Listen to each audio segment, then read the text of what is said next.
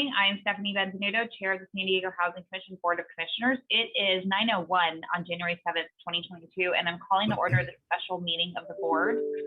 The process we're using for today's meeting is authorized by Government Code Section 54953E, which was added by Assembly Bill 361 and allows the Housing Commission to use teleconferencing and provide the public with an opportunity to address the board through call-in or internet-based options. During a proclaimed state of emergency, the San Diego City Council on December 14th, 2021 declared a continuing state of local emergency regarding the COVID-19 pandemic. The meeting is occurring by video conference with all board members, our Deputy CEO, Housing Commission staff, and General Counsel participating by video. I'm going to take a moment to welcome Melinda Vasquez to her first meeting as a member of this board. Commissioner Vasquez, we are very happy to have you here and look forward to working with you. I'm very pleased to have her expertise join the board. And while we, we're operating without a commissioner for a while, both filling that seat and filling it with somebody with such an impressive background, I think it's really, really excellent. So before I move on to attendance, Commissioner Vasquez, do you want to introduce yourself? Say hi. Hi, everyone. Thank you, President Benvenuto. I am excited to be here. I'm excited to see how all of my years of experience can be of some type of service to the city and specifically to the Housing Commission, because affordable housing has been a problem in San Diego for a very long time, since the 80s. And I am looking forward to working with all of you to help solve or come up with good solutions and solve this affordable housing crisis that has desperately impacted our homeless people and our veterans. So thank you so much for the introduction. Let's get to work. Excellent, thank you. We're going to go ahead and move into attendance. When I say your name, just please indicate no presence here. Vice Chair Ryan Klempner. Here. Commissioner Johanna Hester. Here. Commissioner Keely Hubbard. Okay, Commissioner Mitch Mitchell. He's going to come in like a bull in a china shop when he does show up. Commissioner Melinda Vasquez. We know she's here. There we go. No members of the public are in attendance. However, members of the public may watch the video conference and hear the audio of today's meeting, which is being streamed live online. The agenda for today's meeting included a link to the website for the Housing Commission Board of Commissioners where the public can access the live streaming for today's meeting. The public has been provided with an alternative opportunity to provide comments to the board through an online comment form and a toll-free phone number. A link to the online comment form was included in the agenda for today's meeting, which is posted on our website, www.sdhc.org, on Wednesday, December 29th, 2021. The agenda and the public comment form explain that comments about items on the agenda will be read into the record if they were submitted by 4 p.m. yesterday, January 6th. Non-agenda public comments submitted by 8 o'clock this morning will be read into the record. In addition, members of the public who wish to speak on an item may call the toll-free number that is included on the agenda and will repeat throughout the meeting. Members of the public should monitor the meeting through the live video streaming available through the Housing Commission's website, www.sdhc.org. Again, today's agenda includes a link to the website for the board where the public can access the live streaming for the meeting today. Members of the public should call the toll-free number only when their item that they want to comment on is introduced. If a caller begins to comment on an item that's different from the one that we're currently considered, we're going to ask them to hang up and call back at the appropriate time. Members of the public will have 3 minutes each to provide their comments unless a large number of callers wish to speak on a single item, in which case we may limit comments to 1 minute each. Non-agenda public comments. The phone line is now open to provide non-agenda public comments. That number is 833-610-2513. And if you call now, you'll be placed into the queue to provide non-agenda public comments. This is the time when members of the public may provide comments to the Housing Commission Board about topics that are not on the agenda but are involved in our scope of responsibility. The Housing Commission can't take action on non-agenda public comments. However, again, that number is 833-610-2513. We did receive one written non-agenda public comment for today's meeting that I'll go ahead and read. Austin Gallagher wrote, "Pit bull dogs, both puppies and adult dogs, have become popular. Recently, we had a resident attempting to crate train a pit bull puppy.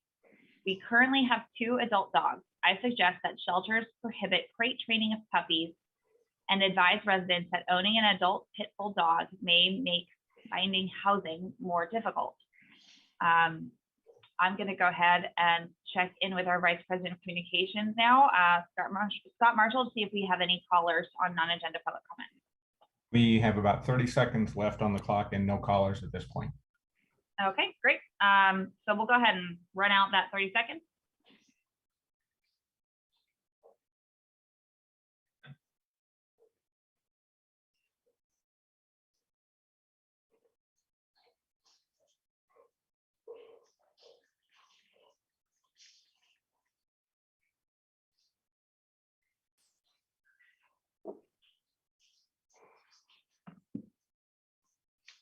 The time has expired and no callers for public comment. Okay, thanks, Scott. That concludes non-agenda public comments. Now we're going to go ahead and move into commissioner comments. Commissioners, anything that you'd like to raise? I don't see anybody going off mute. I see Commissioner Mitchell, though. Hello, Commissioner. Good morning. Morning. All right. And next up, a report from he's uncharacteristically quiet. Report from our Deputy CEO, Jeff.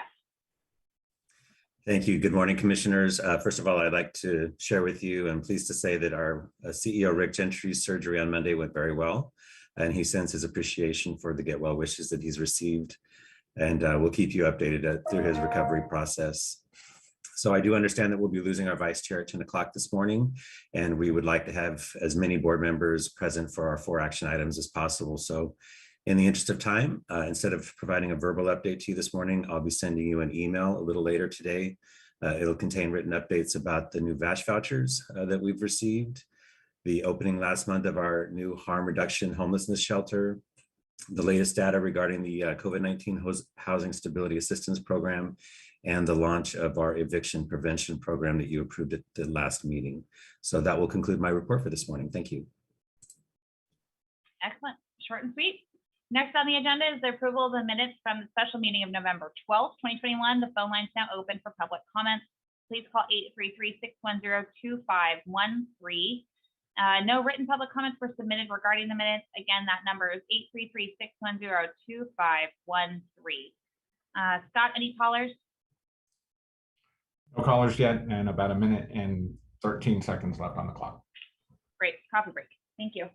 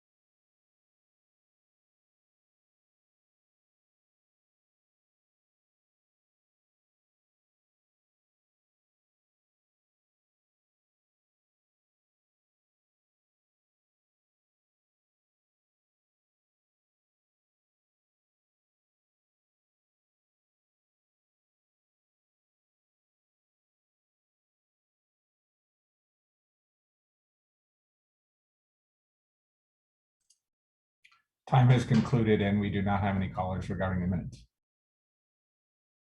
Excellent. Commissioners, do we have any motions, or do we wish to make any changes to the minutes?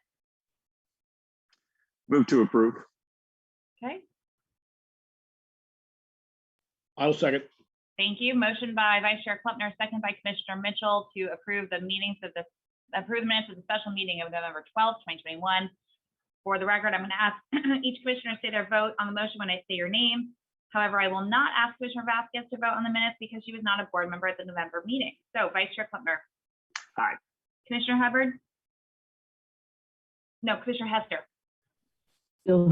Still Hester, I am here. Yes, I. Should we just call it? Everybody go home.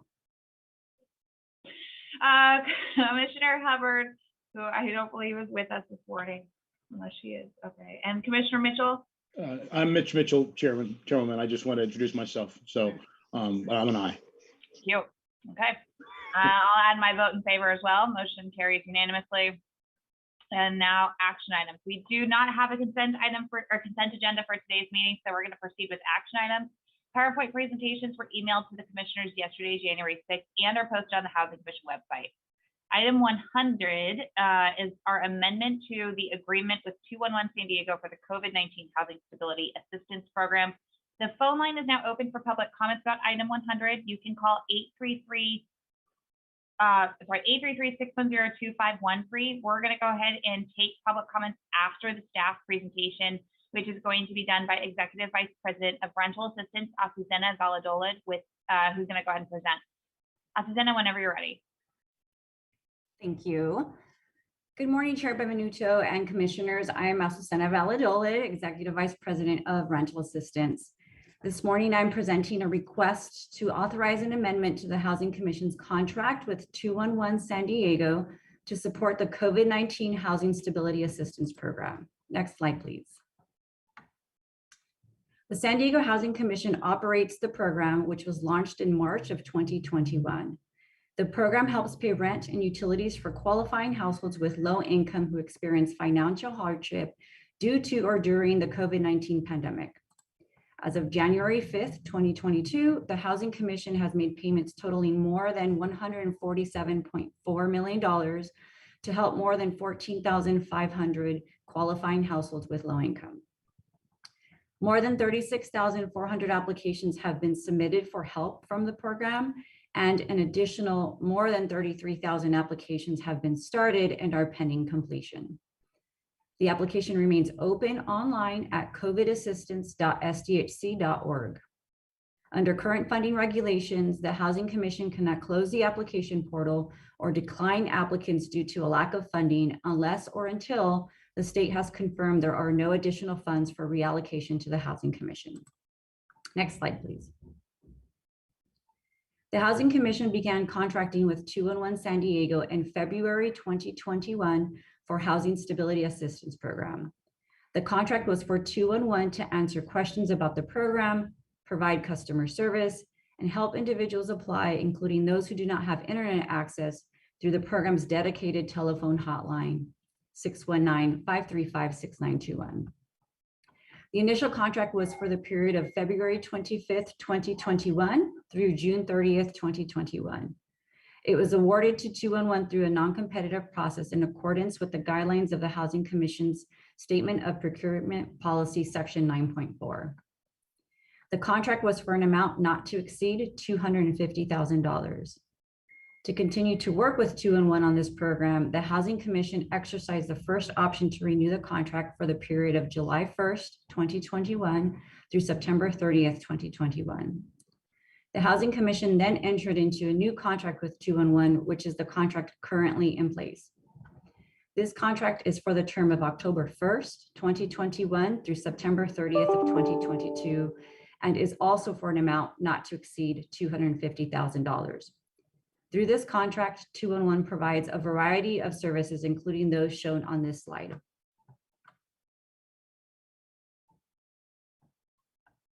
Next slide, please.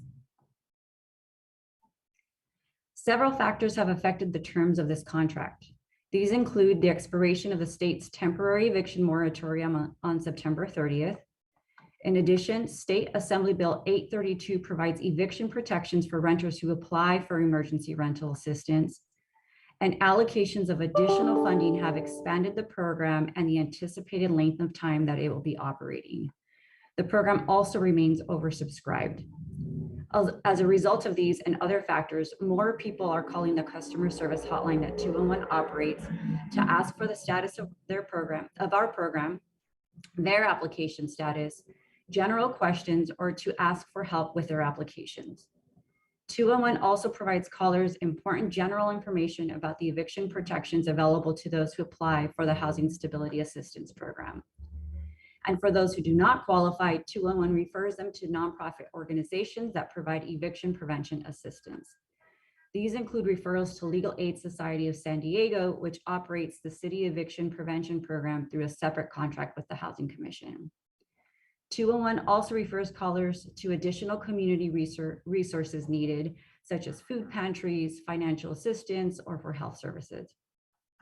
Next slide, please. If no additional resources are directed to this contract, the current funding for 211 services will be fully expended this month. To continue this contract to support this program, Housing Commission staff are recommending increasing the contract compensation amount to provide for a revised scope of services. In addition to increasing the contract to $940,000, the staff recommended actions would authorize the president and CEO or designee to further increase the contracted compensation amount by no more than an additional 20% if the operational need arises. However, it is important to note here that the proposed amended contract also includes a provision that addresses the need to reduce costs if call volumes are less than anticipated. This ensures cost reasonableness and that the Housing Commission does not incur costs for services that are not provided. We would only expend the funds authorized for this contract if the program continues at least until August of 2022. If more funds are awarded to the Housing Stability Assistance Program, the staff recommended actions before you today would support the continued operations of the program until August of 2022. The additional funding directed to this contract would result in the revised services shown on this slide. This includes a higher number of calls per day, more staff to answer calls, more ports to handle the higher number of calls, and more follow-ups with the callers. Directing more funding to this contract does not affect the Housing Commission's approved fiscal year 2022 budget. American Rescue Plan Act funds already budgeted for the Housing Stability Assistance Program would fund the additional resources for this contract. Next slide, please. Housing Commission staff are recommending that the board take the actions detailed in the staff report and shown on the next two slides. Next slide, please.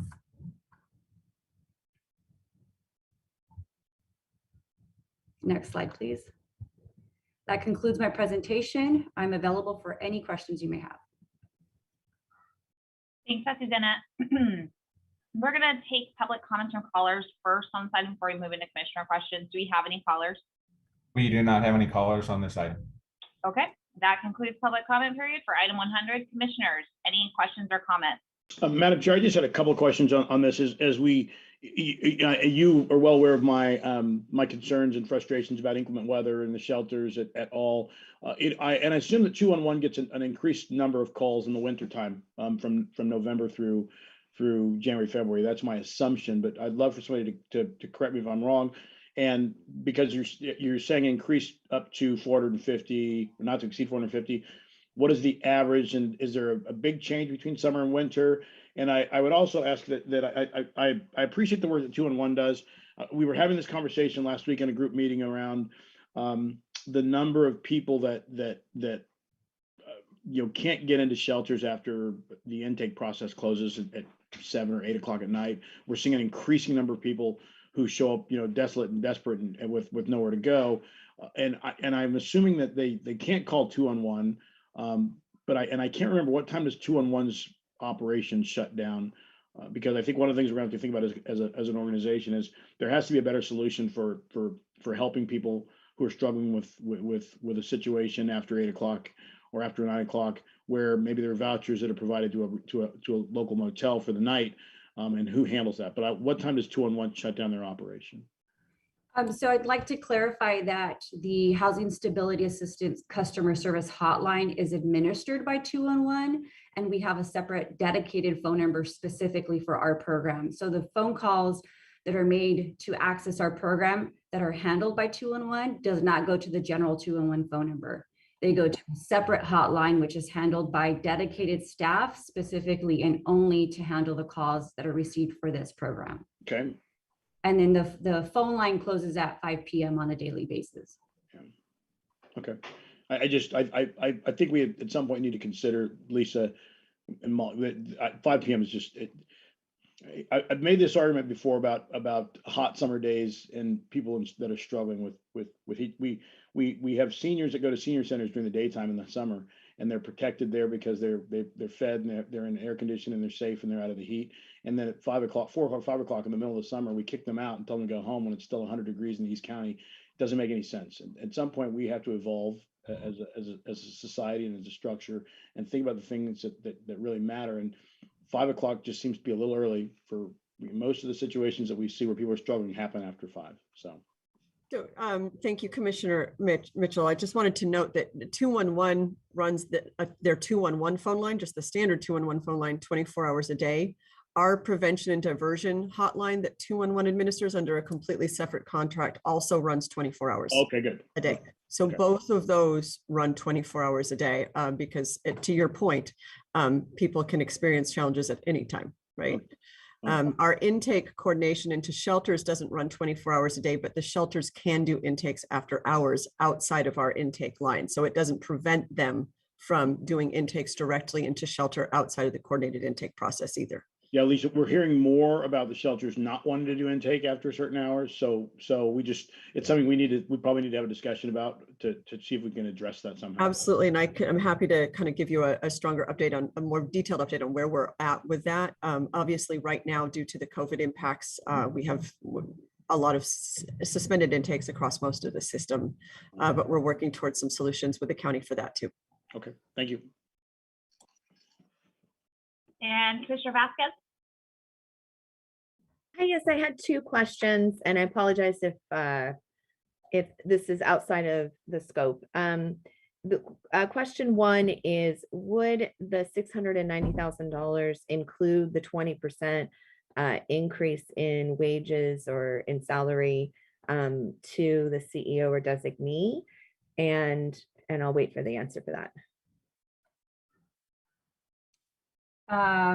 So the $690,000 that we are looking to add into the contract is compensation that would go directly to 211 to pay for the additional staffing that they needed to hire. So they're going from 16 staff, I believe, to 18 or 19 staff, and to also pay for 100 additional phone line ports to handle the increase in volume.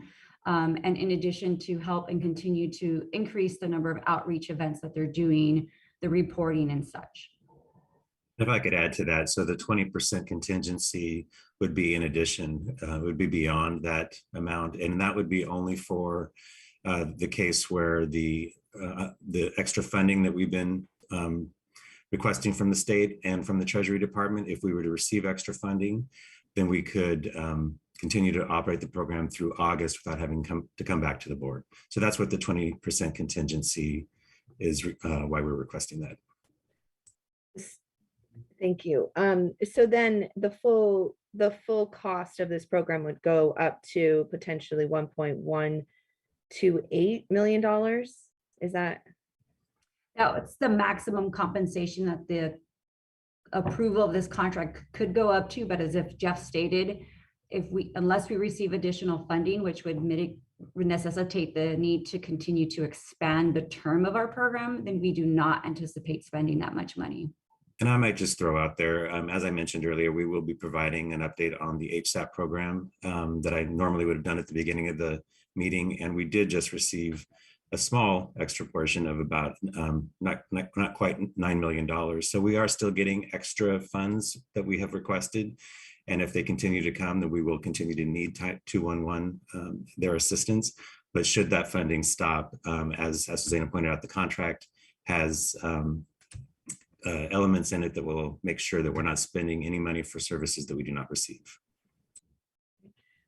My second question is, and I don't know if this would be better served as an amendment to the request, or if it's just if it's something that can be added on separately, regarding the execution of all the documents be signed by the CEO and the president, so long as it's approved by our general counsel.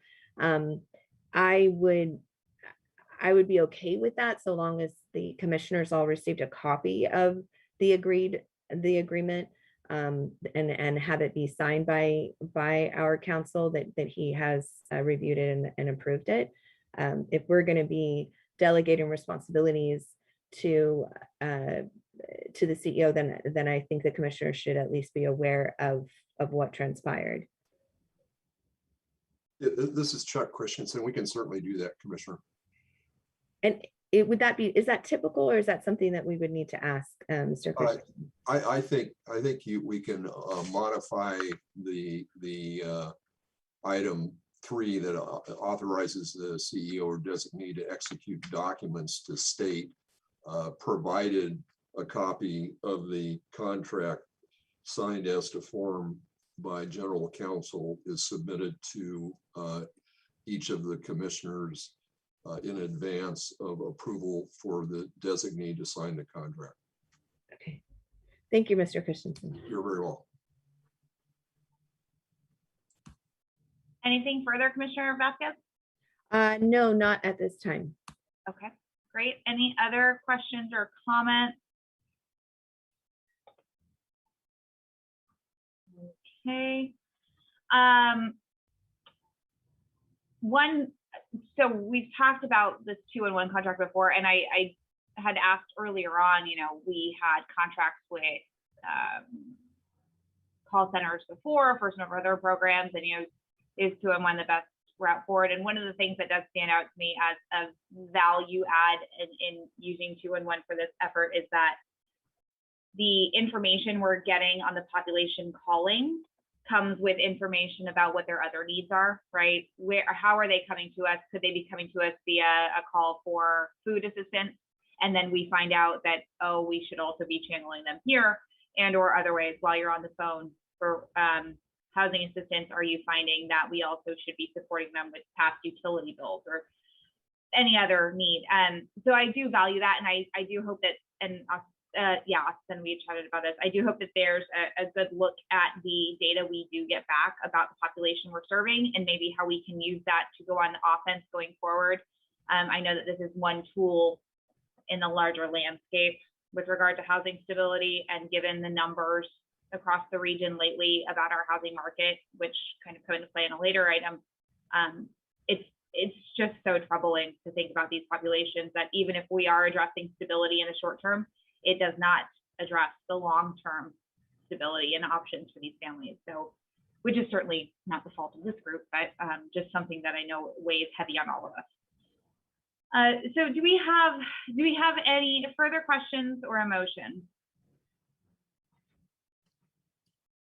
I'll make a motion to approve with the added amendments suggested by Commissioner Vasquez.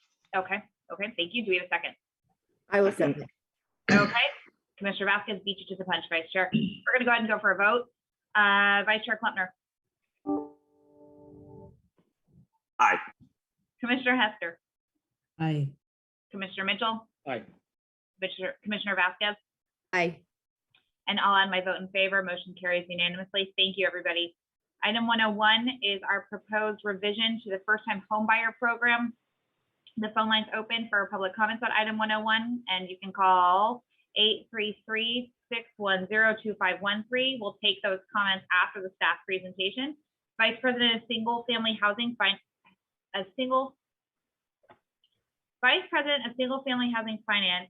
Suhada Rahman, will be presenting this item. You can begin whenever you're ready. Thank you. Good morning, Commissioners, Chair, and others. I'm Sujata Raman, the Vice President of Single Family Housing Finance for the San Diego Housing Commission's Real Estate Department. The item before you today is a request recommending the Housing Commission approve a modification to the City of San Diego's first-time homebuyer program to provide a deferred payment second trust deed loan up to 22% of the purchase price of the property based on the applicant's verified need. Next slide, please. As background, the Housing Commission has operated a first-time homebuyer program in the City of San Diego since 1992 to help low-income households achieve homeownership.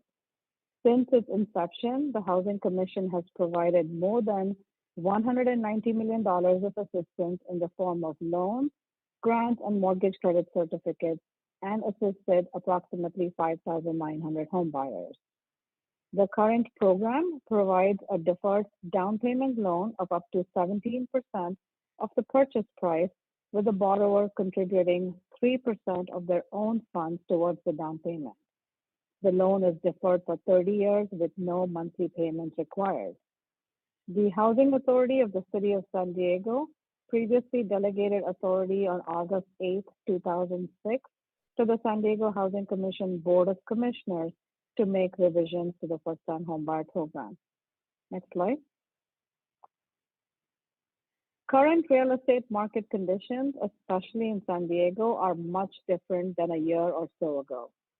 According to the California Association of Realtors, as of August 2021, the median price of a single-family home in San Diego was $835,000, an increase of 14% compared to the same time in 2020. On November 30th, 2021, the San Diego Union Tribune reported a 25% home price gain in a year in the San Diego metropolitan area. The extraordinarily high price of homes, limited inventory, and other market factors in the San Diego region have made it extremely competitive and very difficult for first-time home buyers to purchase a home, even with utilizing the current 17% deferred payment loan the first-time homebuyer program offers. Next slide. The Housing Commission staff has over the years continuously monitored the real estate market and responded by making revisions to the first-time homebuyer loan program. To continue to assist households in purchasing their first home, the Housing Commission staff recommends modifying the deferred payment loan program to provide a range of assistance between 17% and 22% of the sales price based on the applicant's need. Next slide, please.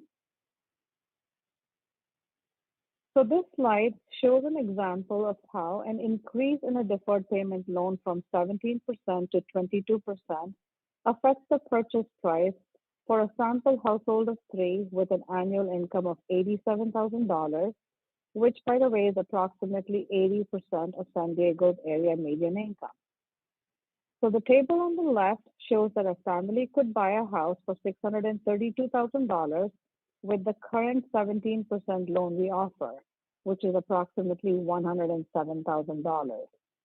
The table on the right shows that with our proposed increase to provide a loan for 22% of the purchase price, we would be providing a loan of $146,000, and the same family can now afford a house with a purchase price of $665,000. With the increase in the Housing Commission's loan amount, this buyer's purchasing power increased by $33,000 in this example. Next slide, please. As a response to these real estate market conditions, the Housing Commission has put together a robust marketing plan to promote the program to continue to assist potential home buyers. Some of the outreach activities include conducting multiple lender realtor trainings throughout the year, participating in several first-time homebuyer workshops like the one with Councilmember Moreno's office in July, and another one at a United Domestic Workers meeting in September at the request of Commissioner Hester. Distributing marketing flyers. We do outreach to banks, mortgage lenders, credit unions, and others. Creating and posting a first-time homebuyer how to apply video on the Housing Commission's website to assist potential buyers. And some of the first-time homebuyer program enhancements that we have already implemented are a guaranteed close in 30 days and then issuing pre-approval letters to buyers to help them buy a home. Next slide. In summary, the proposed revision to provide a loan of up to 22% of the purchase price is expected to increase purchasing power of home buyers, enable more buyers to qualify and compete for the limited homes in the market, assist 70 to 75 households, and generate more first-time homebuyer applications. Staff requests of the Housing Authority take the actions detailed in the staff report and shown on this slide. Next slide. So that concludes my presentation, and I'm available to answer any questions you may have. Thank you. Scott, do we have any public callers? We do Public- not have any callers on this item. Okay, thank you. That concludes public comment period for item 101. Commissioners, questions or comments? Madam Chair, I just have one quick question. You know, as we've watched the median price for home increase in San Diego, the example that was just provided was if you buy a house at 655,000. So and I couldn't remember the answer to this. So you can be a first time home buyer. And I look at this, you know, for all the engineers that are being recruited to the region to work for you know, the tech companies, they can show up and be a first time home buyer and access this fund. Well, and I appreciate the proposal to move the percentage. Can you give us a little more detail? I mean, you decided to move it based on the fact that the median price is going up, I'm assuming? Yes. So thank you, Commissioner. So when you said the engineers moving into the area and buying homes, as long as they make below 80% of the area median income, they can qualify to buy a home through our program. I'm assuming engineers make a little bit more than that, so they might not qualify. Yes, so the reason we made this change is we conduct outreach efforts, and our partner loan officers and realtors, we are in very close communication with them. And hearing from everybody on the outside, and as we know, the home prices have increased so drastically, and there's limited inventory in the market. So first-time home buyers who are making below 80% are finding it very difficult to get an offer accepted and qualify for a home because their debt-to-income ratio doesn't support it. But by increasing our down payment, it's helping. It will help them, we think. Yeah, I use the example of engineers because 655,000 is a lot of money for a house. You're looking in that range, and so I was thinking, well, I don't know how many people making less than 80% are really shopping that range, but I appreciate your answer. Thanks. Okay, and Commissioner Vasquez. Also, Commissioner Vasquez, if you ever anticipate getting out the gate before Commissioner Mitchell starts talking, you don't need to raise your hand. You can just go for it. Thank you. I appreciate it. So I apologize again for not knowing this stuff ahead of time. But my questions are a little bit specific. Is there a waiting period for refinancing if people take advantage of this program? Yes, we have a 12-month seasoning period. So after 1 year, they can refinance. Okay. And then is it a requirement that if they refinance that it's a benefit to the borrower versus just taking cash out on their home? Yeah, Or great is it question. just- We don't allow. Go ahead. Yes, our loan terms do not allow cash out refinancing, so they can only do a rate and term refinancing. And we actually have a net tangible benefit worksheet that the borrower and the loan officer are required to fill out. So Okay. only based on the benefit of the borrower will we approve the refinancing. Okay. What about a waiting period for selling the property? Because with the housing No, crisis, there isn't. there is no waiting period for selling in order to pay back the loan. Because if we're going to, in this market right now, they could sell to a family member or and within a month's time have $100,000 in equity increase and then sell to a family member. And now we have, we've put them in a position where we're helping them get stability, but they are not required to be in that home for any length of time. And that's really that's what our public interest is, or my understanding is to make sure that people are housed for a long period of time and grow connections. So there's no waiting period for the selling. I'm a little confused about the 80%. This is only for people that make less than 80% of the median income. And yet in order to qualify for a $600,000 loan, I don't know that last time I checked, those numbers don't pan out. So the question is, are gift funds allowable on this product? Yeah, so our borrowers are required to bring in 3% down payment, or 3% of the purchase price as down payment, and that can be from their personal funds as gift or gift funds from immediate family members. So that's certainly allowed.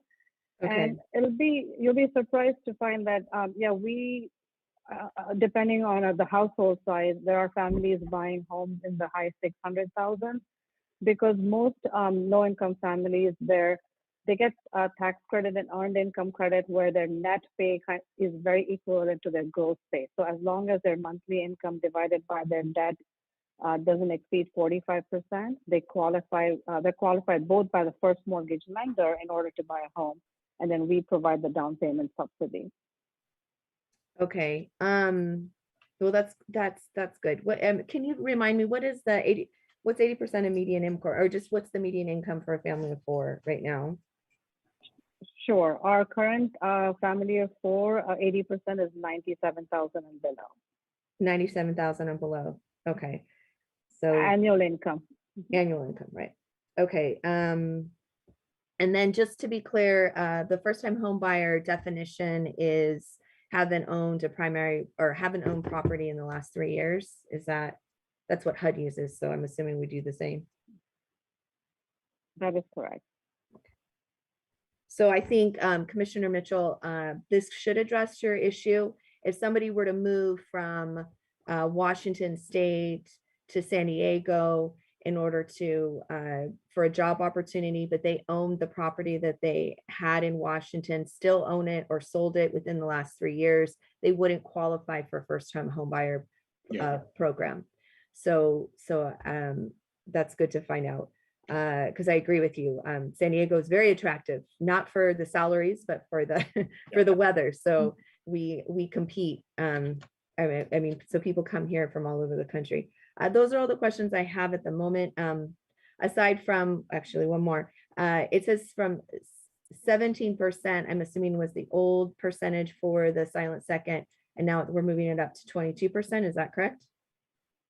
That is correct, based on the applicant's need. So depending on their income and debt to income ratio, it could be a range, could be 19, 20, whatever, the range from 17 to 22%. The cap. Okay. And then what happens, it says at a rate at 3%. Is that just for the fact pattern that you gave us? Or is that, are you capping the rate in which the borrowers could access the program? So that's the 3% is the rate for our loan. That's the 17 or 22% subsidy we give, which is due at the end of 30 years. That has a simple interest of 3%. But on their first mortgage that these borrowers are securing, that's very competitive. We have 250 loan officers and 45 mortgage lenders that are partnered with us. Borrowers or home buyers can use any of them and shop the best program that they can get. Okay, for the first. Yeah, the 3% for a second is quite competitive because most people don't do seconds anymore. So those are all the questions I have at the moment. Thank you. Anything else? Hi, Madam Chair. Commissioner Hester, go for it. Hi, good morning.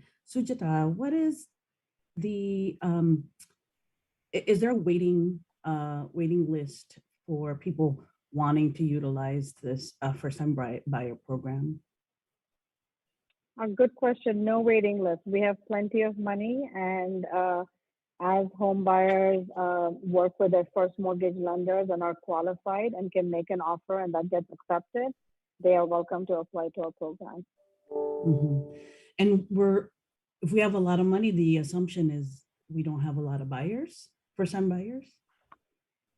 Yeah, it's a very, very unique and unusual situation. This has never been the case, but as all of us have heard in the news, because of the extremely high home prices in the market, the volume has been slower than prior years. But with this change, we're hoping, and especially spring is coming up, which is when, as we know, everyone tries to put their homes in the market before the school year ends. So we're hoping this will result in an increase in home buyer qualifications and applications. I'm excited about this program because I know a lot of low-income people generally. So I'm wondering, how to sort of not expand, but like get this program known, right, throughout the community. If it's not, it just sounds like if there's no waiting list, there's a lot of money. I know that home prices are high, but I know generally families combine their efforts to like be able to buy their first home. And that's exciting, right? To be able to imagine that. So can you talk a little bit about that? Sure. Yeah, we outlined some of the marketing efforts in our in a slide or two during the presentation. But again, typically our loan officer, our lender partners, the 250 loan officers we work with, they are the first point of contact for a home buyer because they get qualified by them. And then they work with a realtor in finding a home. But we're very happy to do any workshops that you may recommend or any of the commissioners would want to continue to promote the program. Okay, thank you. Commissioner Hester, it sounds like you might be talking about a couple steps before we even get to a loan officer who's been through the training and knows what to do. So, I mean, that's an interesting way to explore that, because if a family maybe a little under-resourced, underconnected, that's the whole other step, getting to a bank with the right person. Vice Chair, I saw Vice Chair Klempner come off mute. Are you good? But I also see that Commissioner Vasquez. Yeah, no, I just wanted to kind of echo two things that have been addressed. One, I appreciate our newest commissioner's expertise in this area. It's helpful to get some of those questions asked that some of us wouldn't have thought about. And then kind of similar to what Commissioner Hester was saying, my only kind of 2 cents on this is it seems like the highest value in terms of, good for the public is in reaching people who may not have thought of themselves as being capable of purchasing a home. And so anything we do in terms of the direct outreach, as opposed to, relying on financial institutions to provide this for people who are already in front of them, I would encourage us to put a lot of emphasis on that, especially in light of the fact that there's not a wait list right now. It seems like this is prime for us to reach people that aren't even necessarily thinking about whether they could purchase a home. Absolutely. In fact, our Achievement Academy, I know I heard just yesterday they have 150 people in their home buyer education class that they are also educating and preparing for home ownership. And I don't know if Stephanie wants to add a few things there, but yeah, we will certainly promote the program to the maximum extent possible. We have had a great success with our first-time homebuyer classes that we offer. It is a long process because if somebody is low income, it's that first step for their credit to be worked on. And sometimes that takes years, but that's what we do, is we're in the steps of making sure that we can help people get to the place maybe 2-3 years from now to where they can purchase their first home. Thank you. Commissioner Vasquez, hand up. Do you have a follow-up? Yes, I do. So what is the FICO score what's your lowest FICO score for approval on the product?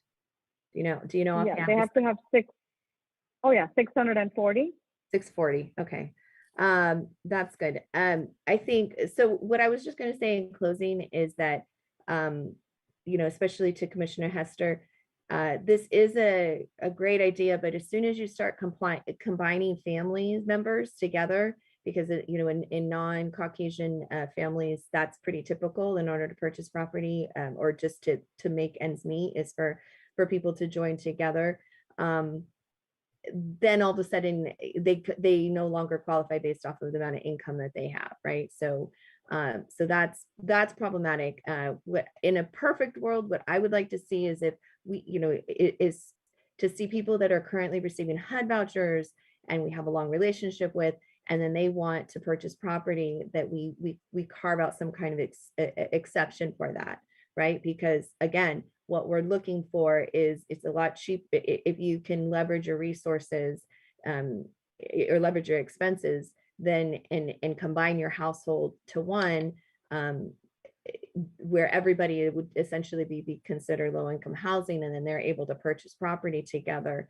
That would free up units for other people that are in low income housing, as well as get them some earning equity.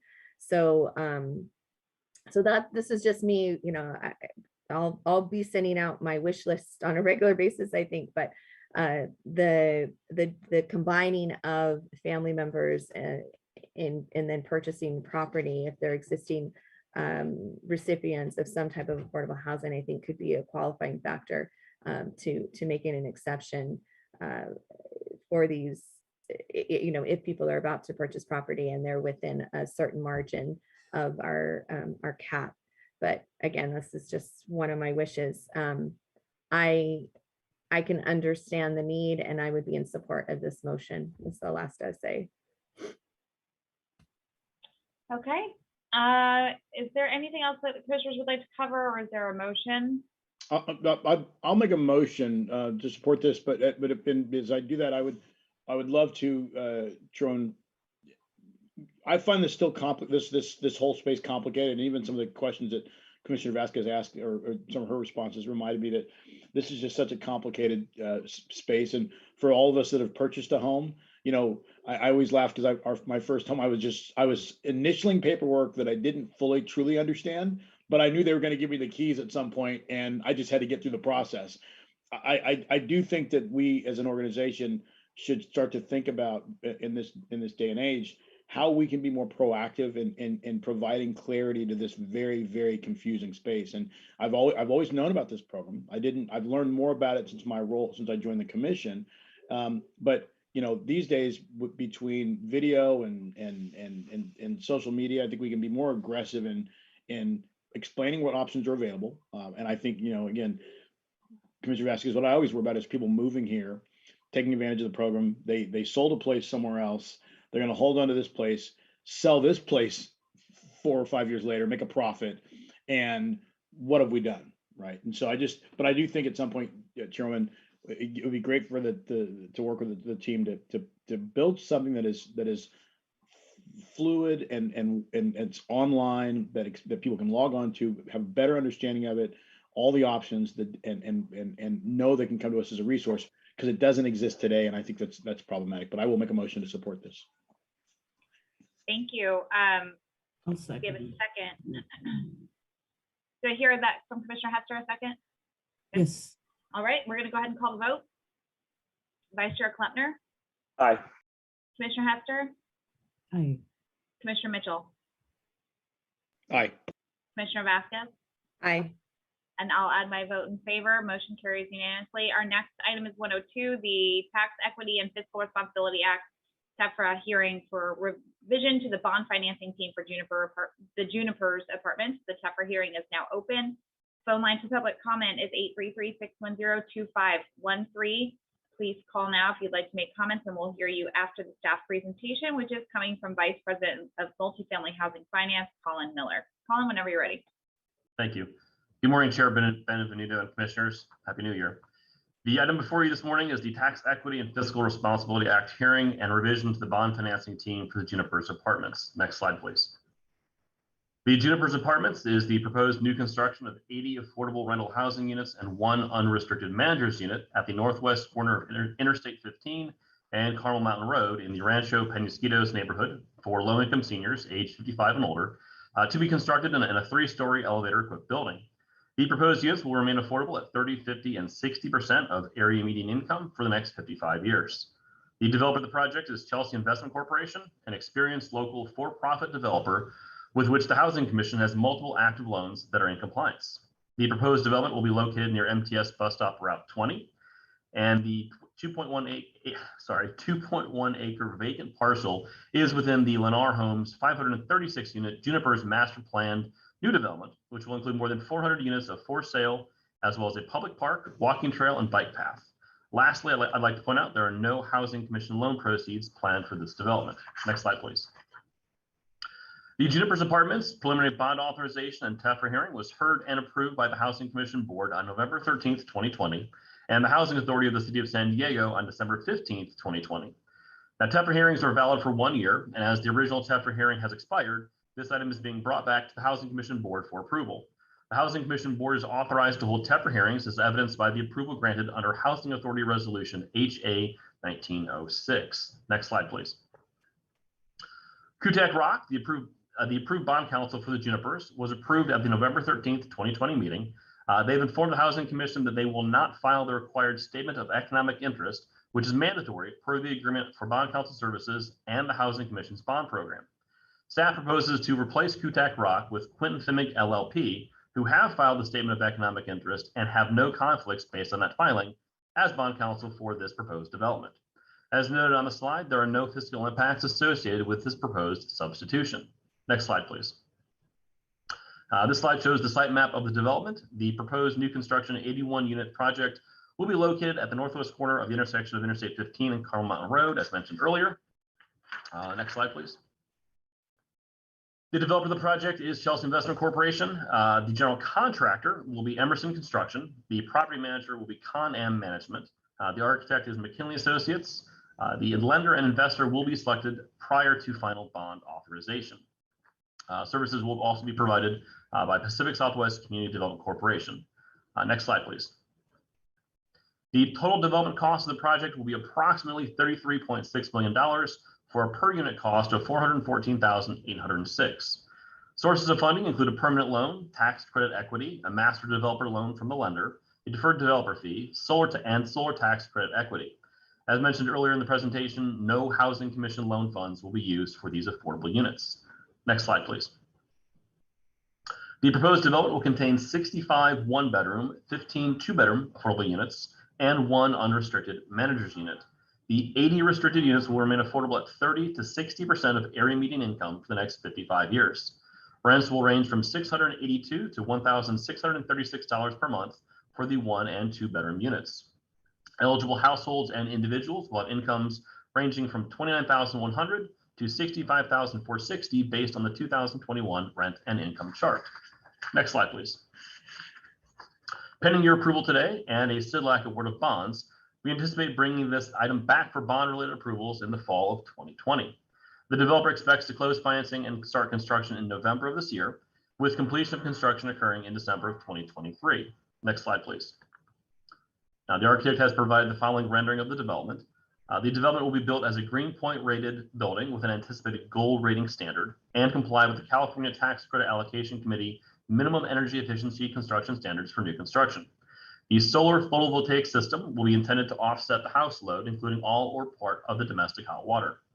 Water conservation will be promoted via low water use fixtures in kitchens and bathrooms, low flow toilets, and low water use native plant landscaping with water efficient irrigation controls. The Juniper's apartments will have service parking adequate for the residents and their guests. Additionally, a community building will be located on site and include the leasing office, as well as a community area with kitchenette and computer room. Next slide, please. In summary, the Housing Commission and Housing Authority previously authorized a bond issuance of up to $19,500,000 in tax-exempt multifamily housing revenue bonds, which will be issued pursuant to the Housing Commission's bond policy. These bonds will not create a financial liability to the Housing Commission, Housing Authority, nor City, as repayment of the bonds is secured by the property. Further, neither the full faith and credit nor taxing power of the city, nor full faith and credit of the Housing Authority will be pledged for the payment of the bonds. Next slide, please. Staff is recommending that the board take the actions detailed in the staff report and shown on this slide. Next slide, please. Thank you for your time. This concludes the presentation. I'm happy to answer any questions you may have, along with representatives from the development company. Thank you. Did we have any callers on this item? We do not have any callers. Okay, commissioners, questions? I see Commissioner Vasquez is off mute. Yes, thank you, Madam Chair. I have my quick question is, I noticed in the charts when you're analyzing the longevity or the probability of the prices going up, I'm wondering if you're using a family of 4 when talking about what the median income is for a 1 bedroom, because it doesn't seem reasonable to expect a family of 4 to live in a 1 bedroom. Yeah, I'm happy to answer that question. So a 1 bedroom would not have a family of 4 living in it. On the rent income chart that we use, we're going to have 2 to 3 people in one of those units. And for the way we calculate income, there's actually a chart we can send around as well. But for a 30% unit, that's a 1 bedroom, we expect the family size to be 2 people or 2 individuals. And then the income for that would be $29,100 for a 1 bedroom. For a 2 bedroom, we'd expect that there would be 3 people in that household. So you would not have any 4-person households living in any of these units. I think Commissioner Vasquez, I think everybody's going to agree with this next statement, which is we can say that that's what we expect, but the harsh reality and the cost of living in San Diego, that's not what's happening. Absolutely. But my issue are we using 30% of median income based off of a family of 4 in order to say that this 1-bedroom or 2-bedroom is lower, is reasonable? Or are we using the metrics for a family of 3 or a family of 2 to say that it's only 30% of the median income for a family of 2, right? Because the median income is dependent on how many people were, how many people are bringing an income into a family. Correct. So to answer your question again, the number of the incomes that I listed in the report and that would be used at the property are not based on a 4-person household. It would be based on a 2-person household or a 3-person household. Excellent. And then the other question that I had was earlier in the slide you mentioned that the current people that held the bond didn't want to fill out the paperwork in order to show their conflicts of interest, and that now we have a new bond or a new company that wants to take over the bond. Is that typical? I've never, for them to just decide that they don't want to supply the paperwork. I don't know, that seems a little precarious to me. If I might answer that, Commissioner, I have never seen in a bond issuance transaction, bond counsel refusing to sign a statement of economic interest. And so this was very unique. We have 4, I think, bond counsel on that are rotate on projects, and every one of those historically has signed the statement. It's required under the conflict code adopted by the Housing Commission. Okay, so this is unique. Which is why we are replacing them with a bond counsel who has agreed and who has signed the statement of economic interest form, has no issues. Yeah. Thank you. Commissioner Hester or Commissioner Mitchell, any questions? No? Okay, do we have a motion? I'll make the motion. Okay. Second. And a second by Commissioner Hester. All right, we're going to go ahead and call the vote.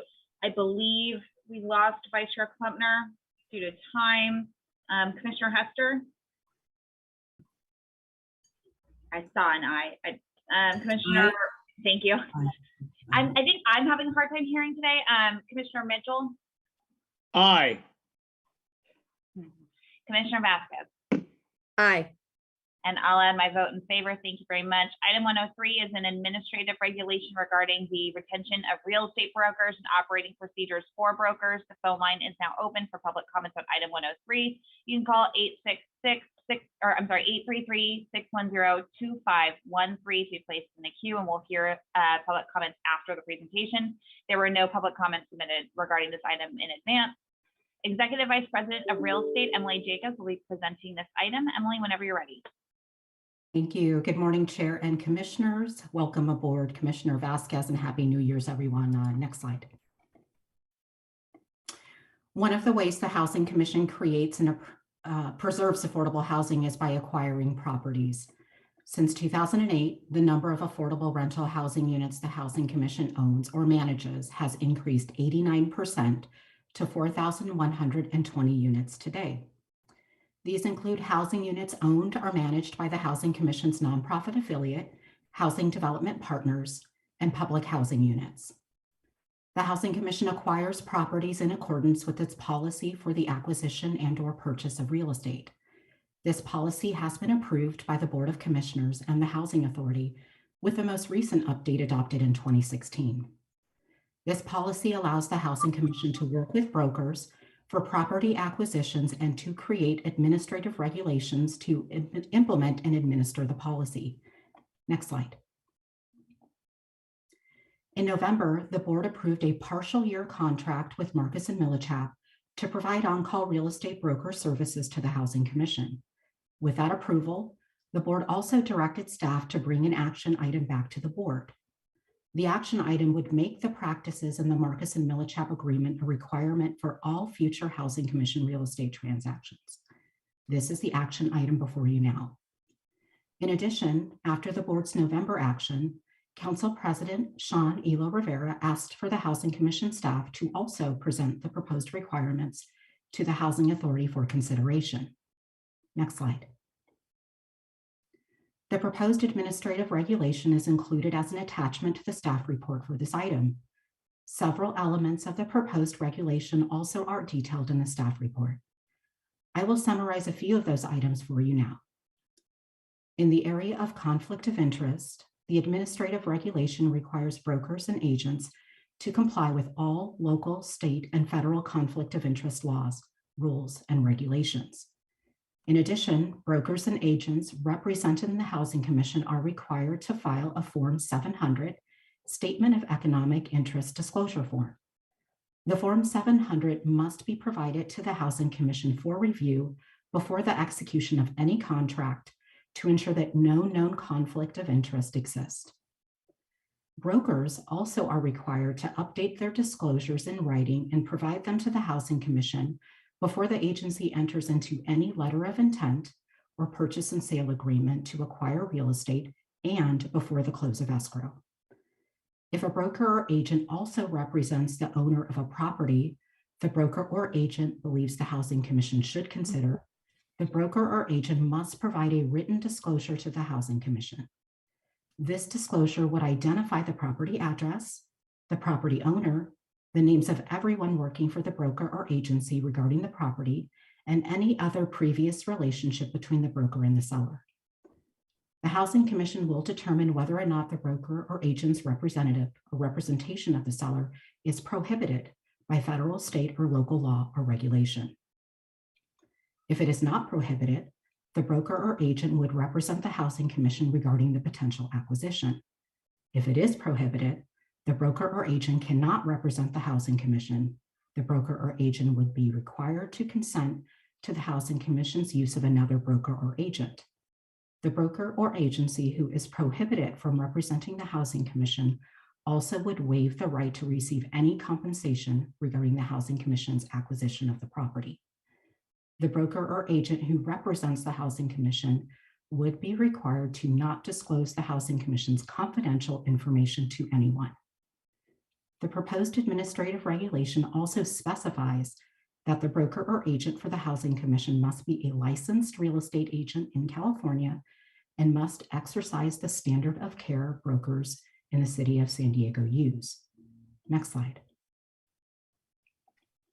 Additional requirements are summarized on this slide. The Housing Commission can retain several brokers and will refer properties to a retained broker on a rotating basis or based on the broker's experience. Processes will be specified within each agreement regarding listed properties, unlisted properties, and off-market properties. Each agreement with a broker or agent will include compensation structures agreed upon by the Housing Commissioner and the broker or agent.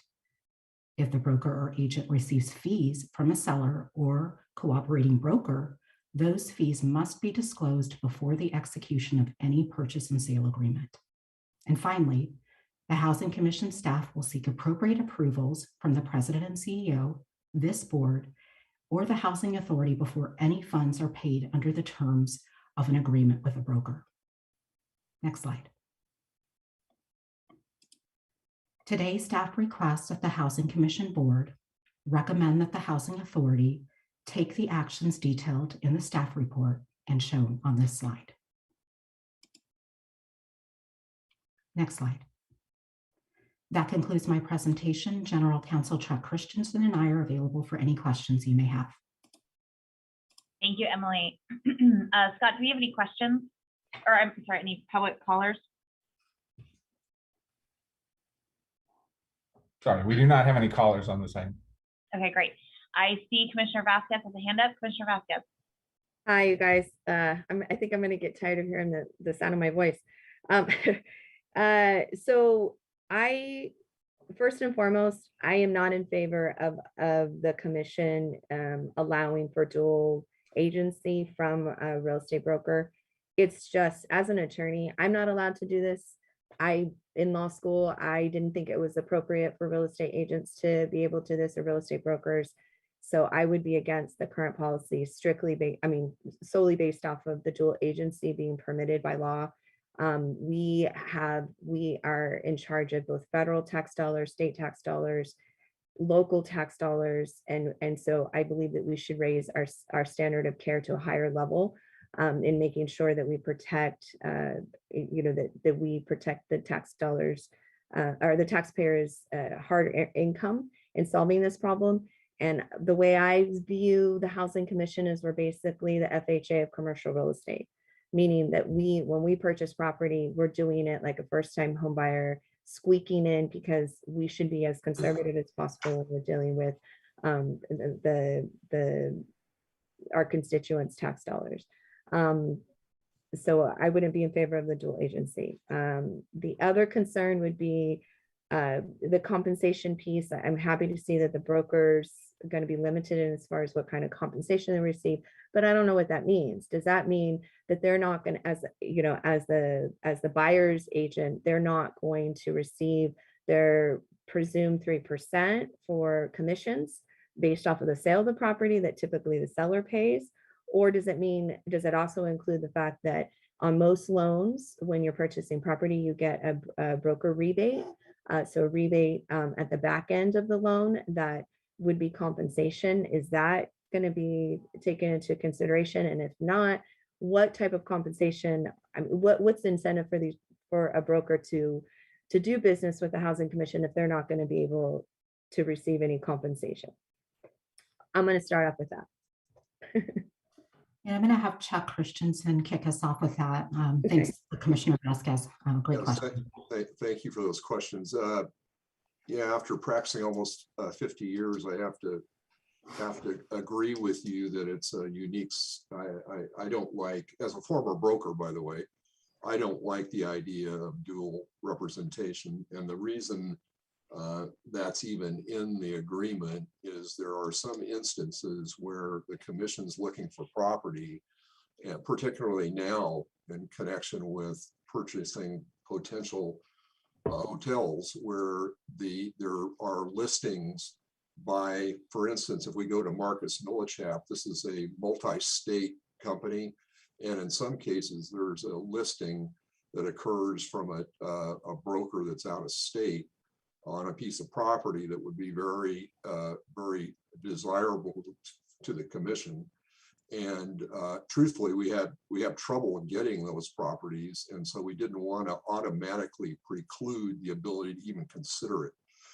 If it's my call, which it's historically been since 1991, on the legality, I will be very, very careful, and we'll bring that forward to the board so that all of the factors are known.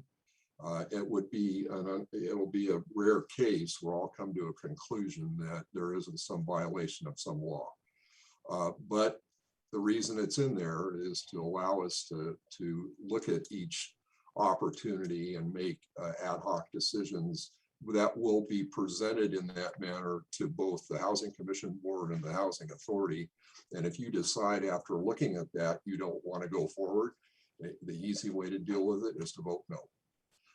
So I would urge that stay the way it is, but we'll do whatever the board wants. And then as the compensation issue, of course, commercial real estate brokers are paid differently than single family residential. Yeah, and completely different. And so there are generally no rebates. And as a matter of fact, I've never seen one in a commercial context. There is and with respect to compensation, the last contract we entered, the board approved at the last meeting, has a provision that on listed properties, the commission pays no compensation. So, and we have a detailed schedule for each type of property. So we've got listed, where there'll be no compensation paid by the commission. We have properties that sometimes come to the Housing Commission directly that we then refer to the broker that have a smaller amount of compensation paid because they're going to help through the transaction. And then we have properties where the broker's gone out and canvassed the market, the off-market properties, to try to get a property that wasn't even for sale considered. And in those cases, there's more work to be done, and there's a different scale for that. And these are all set forth. They're not to exceed numbers in the schedule. So every time a property comes forward to the Housing Commission board, the amount of that compensation will be set forth. And if the board decides, even though it's within the parameters that we have, you decide we don't want to pay that, that you have that opportunity. And either at that point, the broker will say, we'll take the lesser amount to go forward, which I believe most often will happen, or you just deny the transaction completely. So that's the way it's designed to work. It's a complicated area, obviously, and we're trying to address a number of issues that have recently come to light. For instance, in this case, we're requiring, not required by any other law, but requiring that the broker sign statements of economic interest before they even sign the contract. Under state law, it's not required for 30 days after assuming that position as a consultant, and then require that they give additional disclosures before the signing of the letter of intent, before the signing of the purchase and sale agreement, and before the close of escrow, so that we can make sure that there's been no change in assets that would create a conflict during any of those times. And to the extent that has occurred, we have the ability to kick them off the deal. They get no compensation, and we're able to close the deal if we want to by ourselves. Can I just follow up, Madam Chair? So the issue with the dual agency, you said that you typically look at that paperwork. Does the Housing Commission agency use some type of,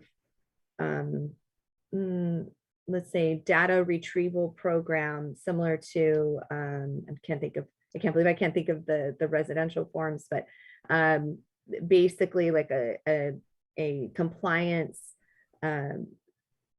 software program that runs all the names of the parties to the transaction. So the title officer, the escrow officer, the brokers, the selling agents, the lender, to make sure that you don't have any cross, and to make sure that it's a non-arm's length transaction where people aren't being benefited personally by the transaction, right? Where all of these relationships are made available to the broker, AKA, our attorney, to evaluate that documentation. Because I don't, without something like that, I don't know how you could be required to even see that information in a dual relationship situation. Yeah, well, with respect to, is there some database that's available to the Housing Commission? The answer currently is no, but we could develop that.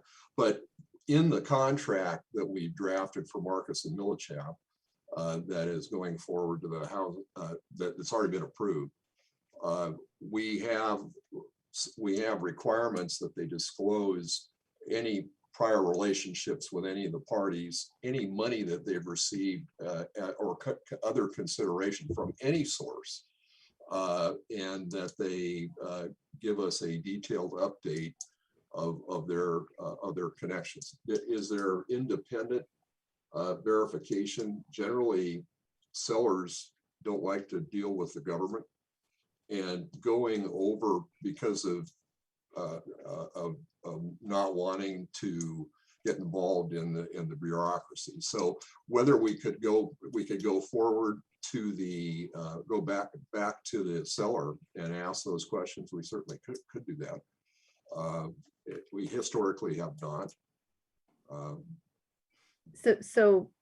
Okay, so then that answers my question. So I'm talking about, I mean, the fact that they don't want to deal with government, but they want our money, those are the strings that are attached, as far as I'm concerned. Now, the reason I bring this up is because in the residential lending industry, this is typical that the lender will look for verification that this is a long arm's length transaction.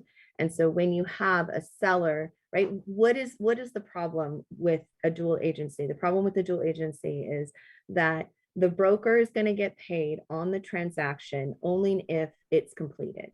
So that's the reason why you would want to separate that. And so they're going to, they're going to negotiate for themselves. I think it's impossible to not be mindful of the fact that you have a personal interest in the completion of the transaction.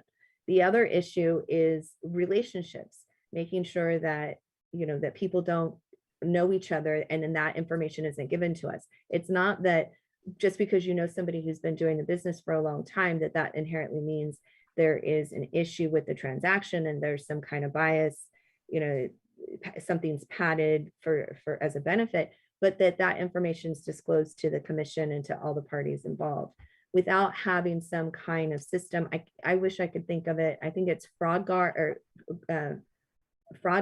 is what the lenders use, where they evaluate all of the history. So you would see the deed information transferred from borrower to borrower. If they're doing that as a lender to make sure that it's a non-arm's length transaction, so the loan is then purchased on the secondary market by Fannie, Freddie, or any of the other agencies, then I think we should do something similar to that, especially considering what happened with the Mission Valley Hotel. You didn't do, based off of the information that I have, I don't think people knew that Mr. Neal was also a former employee of CBRE until it was after the fact. So, so that and having having that type of fraud guard system would help, at least on your side, identify it. But more importantly than that, we can remove that issue of knowing or wondering whether or not the person is moving forward with the deal because they're acting in our best interest, by just not having the dual agency. When you said that with rebates are not given by the lenders to the brokers after the loan has closed, if that's not how the commercial lending world works, then how would a broker be compensated by a transaction? The broker is compensated by either the seller or in some cases the purchaser, if you've asked them to go out and find the property themselves. So the compensation comes from sources that are more traditional and not really from a rebate coming out of the lender. In the case of both hotels that were purchased, JP Morgan Chase was the lender. Mm-hmm. and a very well respected lender in the commercial level. And I suspect, don't know, but we can find out that they probably did that exact technique that you mentioned. And as to using if you, after this meeting, can send to me the information on if it's fraud guard or whatever it is, I would certainly recommend to the Housing Commission that we obtain it and be able to look at it. But as to relationships, that's a reason for the Form 700. Mm-hmm. The relationships have to be disclosed on the 700 form. We just reviewed on the Marcus Millichap matter statements of SEIs or Form 700s that were 22 and 25 pages long. Mm-hmm. With detailed disclosures of relationships and money. And so with respect to looking at the transaction, your question was, how would you know? You know, by going forward and looking at that type of disclosure at multiple times during the transaction. And by the way, we represent a number of other public entities and have knowledge of how they operate. No other public entity that I'm aware of in the state of California does what we're proposing to do in this policy that's being brought forward. It's state of the art. The city of San Diego doesn't have a checklist, or at least they didn't as of very recently. We do. The Housing Commission has a detailed checklist that's multi-pages long, where we go through and take a look at each aspect of the transaction. And then we have experts that come in and actually review that as well. So in any event, I appreciate your concern. It's easy enough just to throw out the dual agency. Again, the only reason I would suggest perhaps not doing is that is I think you might reduce the pool of potential properties that might be attractive if proper vetting is done to make sure there isn't an issue. And again, I don't like dual agencies either, and there you can't serve two masters, and so that's an issue. The only time this would actually occur, in my view, is when there's a broker within a huge entity that is perhaps unrelated to the San Diego office that independently got the property or had a lead that we then looked at and determined that there was no issue. And by the way, one of the other things, as a result of those transactions, one of the other things I've recommended is we now have peer as to price. I've recommended, and we're implementing a peer review of appraisals that are going to come in and look at an appraisal. We'll get an appraisal. We'll take that appraisal, ask them to take in consideration all aspects that affect the transaction, including, but not limited to, COVID. And then we have an independent broker appraiser we've already retained that will then look at that as a peer review. To my knowledge, that's not done traditionally with public entities, and we're recommending it, and we're going to do it going forward.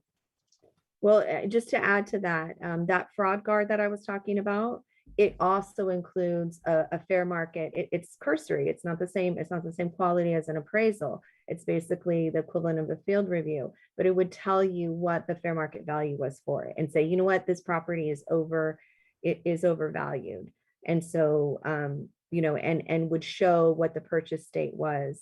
I think that, so I think having an appraisal department within the Housing Commission that would review that that information would be very beneficial. Additionally, making note of, you know, when the value was assessed, what the sale date was for each of those transactions, because, you know, lenders, you have the same situation where they purchase property. I mean, sorry, they outsource the appraisal, but then the underwriters for the lender have to review the appraisal to make sure that it makes sense, right? That it's within 6 months of a sale date, that the adjustments aren't over industry norm, that, you know, that COVID, you know, like the COVID conditions have been looked at, et cetera. So it makes perfect sense to have that within the house, within the agency, and have somebody be able to look at it. The additional piece is, you know, as an underwriter, you compare all that. So you compare what the appraisal says and that information to the purchase contract. And that also helps with determining what the value is. But the other concern, so I appreciate your feedback, Mr. Christensen. The other issue is the buyer.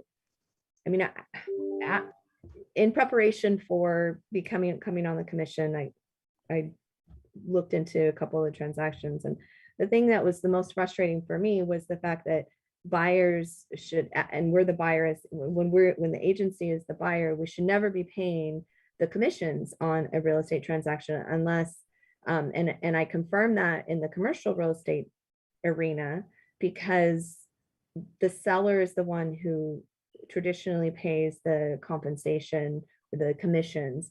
at the, for residential and for commercial. So I would like to see some kind of provisions in here that states that we're never going to enter into a transaction like that unless, and maybe make an exception unless we are benefiting from a truly low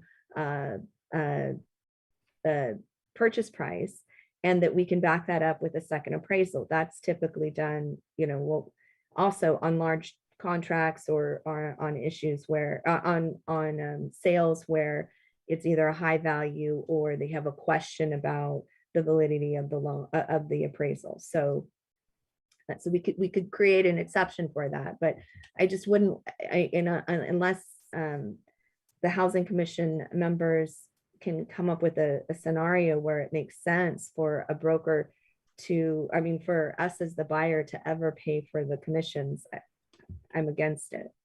Yeah, well, I understand that, and it's unusual to do that. The only time, the times where that happens is where a property isn't listed and isn't in a condition of the owner isn't even looking to sell it, and a broker goes out and says, "Hey, would you be interested in selling this?" And it's a good property and it passes all the tests, including an appraisal with a review appraisal, and we get some number that's under that appraisal.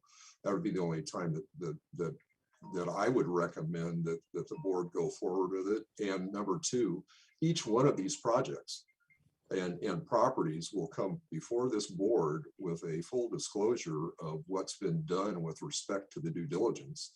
And if the board looks at it and says, "Gee, I'm not comfortable with going forward on this because of X, Y, or Z," it's merely a recommendation that staff makes, and to the extent the board isn't comfortable with it, I would recommend you vote it down. And the same thing at the housing authority level. So of course, this is a decision made by the board, and certainly it'd be easy to strike the dual agency part if that's desired, and you could put the never with an exception will you pay have the commission pay a commission to a seller that was on a property that was off market. You could do all of that. It would reduce the scope of things that you could even consider. But that's your call. I apologize. Would it be possible to see how many transactions, a list of the number of transactions where the agency has paid a broker commission, so that we can see how many in comparison to a list of how many sales where the agency hasn't paid a commission, so we could see what we're saying no to? Yeah, absolutely. Okay. And going backwards, we can get you that. Going frontwards, forward, we're in a position that I think is substantially different than the way things were done before. And I might say, I don't know of any, and I mentioned it before, any public agency that does the kind of review on conflicts that's being proposed in this hiring of broker regulation. But from standpoint of giving you that information on past deals, absolutely, we can do that. And just in response, I don't want this just to be a back and forth between me and Mr. Christensen, but the reason that I have a problem with the 700 forms is because it's solely based off of somebody's integrity to disclose information that they think is relevant. We have no checks and balances for that. And that's where that fraud guard would be a checks and balance. That's how we would find fraud, as an auditor, is because they should have disclosed a existing relationship. They didn't on our forms for residential, of course.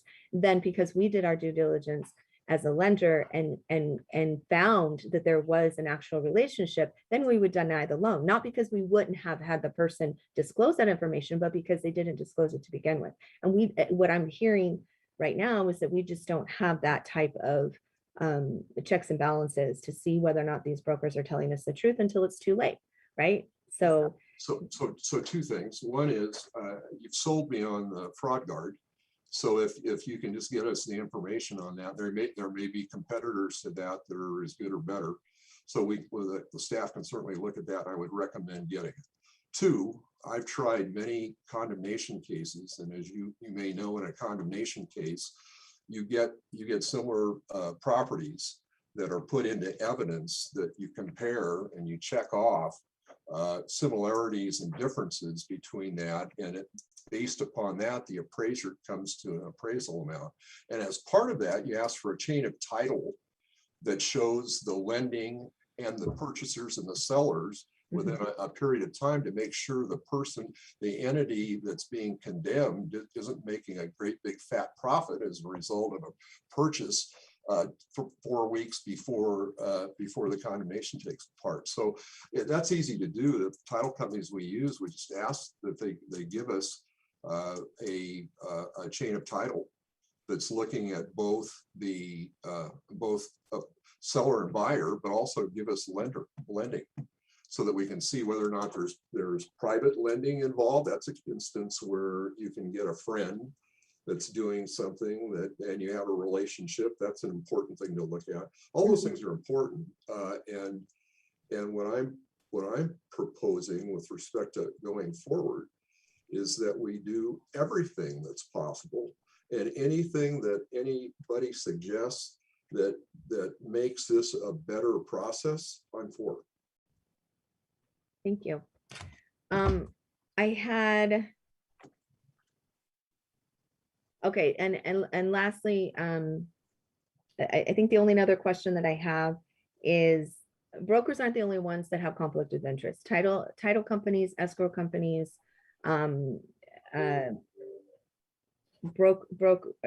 seller's agent, the lender, all of them have conflicts of, or potentially can have conflicts of interest. And so that would be another reason.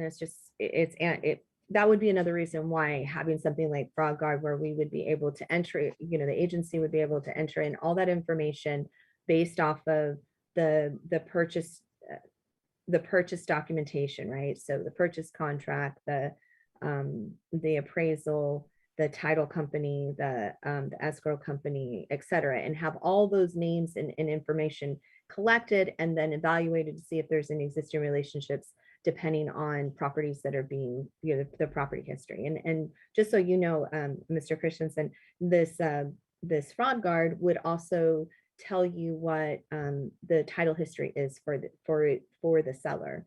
I think that was something that was surprising to me with the Mission Valley purchase, was that it was a joint venture, and I didn't know that until I looked it up on the SEC paperwork, filing paperwork.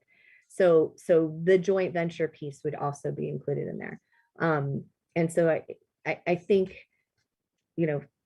a mistake only remains a mistake so long as we don't learn from it, right? It doesn't turn into a lesson. And so that's where I'm coming from, is I just want to make sure that whatever this policy is that we approve is going to protect us from a similar situation that we experienced last year, right? I still see some holes in it. So I'm more inclined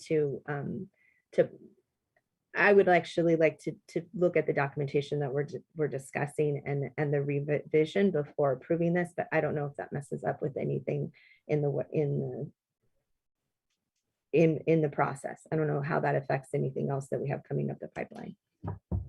Well, let me just answer that last question generally. You certainly have the discretion as a board to say you'd like to continue this to a subsequent hearing.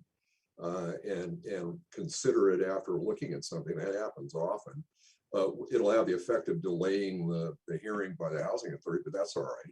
I mean, this is right this moment. There isn't any super urgency to get this administrative regulation in play. We have one broker that we're dealing with, and so to the extent you've raised many very good points, and I think and the Fraud Guard is intriguing to me. So I'd like to learn a little more about that too, and see that it does apply in the commercial context. I assume it does from what you've said, and maybe we could bring that back with this on a reconsideration if it came to the next hearing. But anyway, that's not my call. But you could, my reason of answering that is you can absolutely do that. Just continue it to the next hearing. Madam Chair, I have a question. I'm in support of Commissioner Vasquez's suggestion that we have this brought back, and for specifically for the matters of, I've said to our general counsel Chuck Christensen, I depend on him to feel good about the decisions that we're making, and he said two things that concerned me. One was that it's not his ideal situation to have dual responsibility, the dual agencies, and so I guess my question is there if given more time, can they come up with some way to address that is that's outside the box but appropriate and gives it greater comfort? And the other piece, when I read the report that Scott sent us, my biggest concern is that there's more scrutiny now than ever in the city of San Diego on real estate transactions, especially in light of several high-profile transactions that have happened over the last few years. And so delaying the housing authority, I don't think is a problem. I think we have to get this right. I don't think this isn't a maybe, this is a must. And I will agree with Commissioner Vasquez. The Form 700, while it is a structure that is in place that everybody's supposed to follow, it is truly dependent on your own ethical, your own ethical direction. And I think that I'm not going to say that people are guilty because everybody's innocent until proven guilty, but in light of some of the discussions that have happened over some of the transactions and the lack of transparency about who is representing who, and you can't have two masters. You're either representing the buyer, you're representing the seller, and that's just common sense, right? You can't have two masters. But I do think that it is important that we get this right. And Chuck, I don't get the sense from listening to you that you are as comfortable as you would like to be on this issue, moving it forward. And so I would make a motion that we ask staff to bring this back after further discussion and shaping. I think that Commissioner Mitchell, I think that's a great idea. And candidly, to your point, I was in my own mind, I was trying to figure out a case where I would recommend approval of a dual agency. Yeah. And it's in there only for the purpose of seeing if there is a unique situation where a dual agency wouldn't, we're comfortable because of the due diligence we've done, that it doesn't create a problem, but it would be a unique situation where that would occur. And so, but I think bringing it back is a good idea, because we can address, there have been, Commissioner Vasquez has brought up a number of very, very, very good points. And I'd like to go back and address those in the form of a revised and supplemental report, bring it back and address those issues. And to the extent that there are holes within the administrative regulation, try to fix those as well before you act on it. Yeah, and then thank you. And I would just say this, Chairman. I think there was one part of number two that was that also the way it was written, and I know that's not meant to be anything, but it's that the CEO would execute all documents and instruments as necessary and appropriate to implement these approvals in the form approved by the General Counsel. So realistically, it still comes down to one person approving documentation, the General Counsel. I guess my question, Chuck, is that statement? I mean, I think I've always said on the commission, believing that you had complete line of sight into every action we were taking, and that you had given your approval to every action that we were taking, so that we knew that whoever was authorized to sign, and in this instance, whether it's CEO or it's Jeff Davis or whoever, that you had complete clarity and understanding of all the details. And in this, the way that's written, it's that you just are going to provide the format, but you're not necessarily looking at it from the standpoint of if this is good or not. Well, and your understanding was correct. That is intended to mean the former. But I've looked at not only the form, but the substance of the deal and make a recommendation based upon that.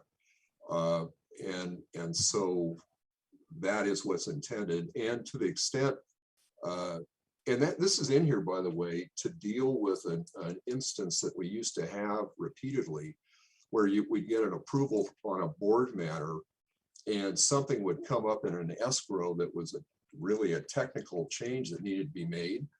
And we wouldn't be able to close the escrow, and we have to come back to the board, get an approval to make a change that was relatively minor.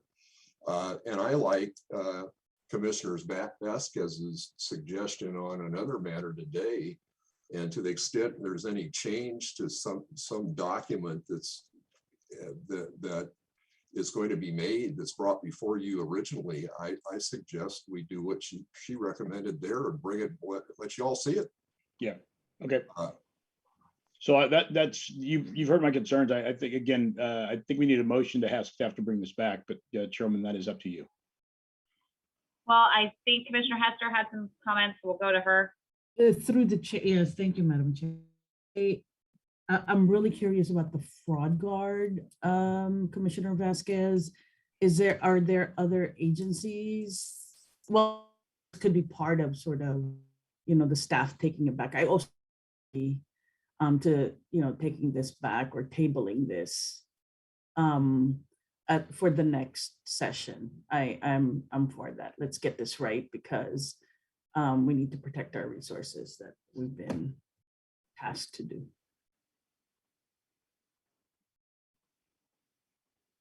If I can just address your question, yes, there are other there are other groups. I'm actually contacting CoreLogic, who puts out the fraud guard, but of course, like again, because we're using tax dollars, or even asking the commission to do it, the agency to do it, we would want to get three quotes and see which one is the best and makes the most sense financially. So I can get that information to Jeff or anybody. I definitely want to be able to use my the information that I have to help everyone involved. So that's not a problem. Okay, it sounds like there is consensus. Thank you to everybody on the team. Thank you, Commissioner Vasquez, for the feedback. It sounds like we're going to table. We'll take this to a vote in just a moment. Chuck, as we consider kind of next steps and what you bring back, I'm sensitive to the fact that as programs like Home Key come around and we look at the San Diego market and the sheer crunch that we're in, right? I want to have a clear guideline, clear directive that is no questions asked, transparent and accountable. But I don't want to tie the hands of the commission as opportunities come up, right? We are going to have money at our door. We're going to have to be able to spend it. Let's create a dynamic where we're able to turn some new housing units out into the street, but doing so in a way that gives everybody a lot of ability to sleep at night. And I understand that. I appreciate it. As a matter of fact, we had 3 brokers that were shortlisted, and 2 of them said they didn't want to file 700 forms, and so they're huge, like Cushman Wakefield and Colliers didn't want to deal with us because of that requirement. And to my knowledge, at least at one point in time, the city of San Diego wasn't requiring 700 forms for any of its brokers either. So we're at a point where this is creating an issue with getting a broker. We've got a broker here, and so on an ad hoc basis, bringing these forward, I think what we're going to do is do an analysis based upon what we bring back next time. And basically, this we've been talking a lot about the deal, and not all of this is about the broker selection. So, but what I'm hearing from Commissioner Vasquez is that this either CoreLogic, which has got a very good reputation, or the fraud program would be very, very, very helpful and no matter what it costs, it's worth, because of the amount of money involved in these purchases, whatever it costs, it's going to be worth it for the Housing Commission to have an in-house ability to do this kind of checking. So I'm fully in support of it. I want to do my homework and find out exactly what it does and where the issues are. And I would certainly welcome and be thankful for any input that Commissioner Bask can make. But in any event, I understand what you're saying, and we have a deadline of January 31st to submit an application. And we have one developer with 2 projects, and we need to be able to move forward on that. Luckily, they procured those properties themselves using their own brokers. And so we're going to look at that in the transaction. And this isn't a case where the commission will own the property. Instead, it's a case where we're basically sponsoring it with the equivalent of what the old redevelopment agencies called a disposition and development agreement, where there's oversight by the commission on what's going on, but basically it's a completely different transaction than us buying it, owning it, operating. But I get it, and there's going to be a ton of money. We already know, we've been talking to HCD. There's money that's going to be released just after this one closes, and it's huge. So I get it, and I think we need to move cautiously but expeditiously as well. Yeah, that's no pressure. I mean, and for the record, brokers or anybody that's self-selecting out because of the Form 700 or anything else makes it easier at the front end. That's fine by me. I catch them on the next one. So, Kate, do we need to vote to continue the item, or do you have the ability, Madam Chair, if you'd like, just to direct it back to staff to bring it back? You can certainly take a vote if you want, but I think we're good. Okay. Let's go ahead and direct it back to staff with those items that we had talked about. I think what I picked up was a fraud detection mechanism where, depending on what turns out to be the best, most prudent option and that meets our needs. The chain of title, looking at dual agency and how best to protect. And then, of course, the list of previous deals where we were paying commission. Those were the ones that stood out to me, and I'm sure that we'll find that the supplemental report may have a little extra there. So thank you, everybody. That was really illuminating. And now we're on to item 104, which is an informational workshop about fiscal year 2023 moving to work annual plan. The phone line is now open for public comments about item 104. That number is 833-610-2513. Please call to be placed in the queue. We did not receive any written public comments, but we'll take any of those callers after the staff presentation, which will come from Executive Vice President of Business Administration, Suket Dayal, and Moving to Work Program Administrator, Mary Angela Petruno. Whenever you guys are ready. Good morning, Chairman Venuto, Commissioners. My name is Suket Dayal. I'm the Executive Vice President of Business Administration. I'm here with Maria Angela Petruno, our Moving to Work Program Administrator. And we're here to present a workshop on the FY 2023 Moving to Work Annual Plan. Next slide, please. So let's do a quick agenda. I'm going to start us off and talk about moving to work. And then we'll talk about the program at San Diego. We'll then zoom out a little and then talk about MTW at a national level. Maria Angela will then talk about our new initiative, which is the blending subsidies and fair cloth to RAD conversions. And then we'll come back and answer any questions. Next slide, please.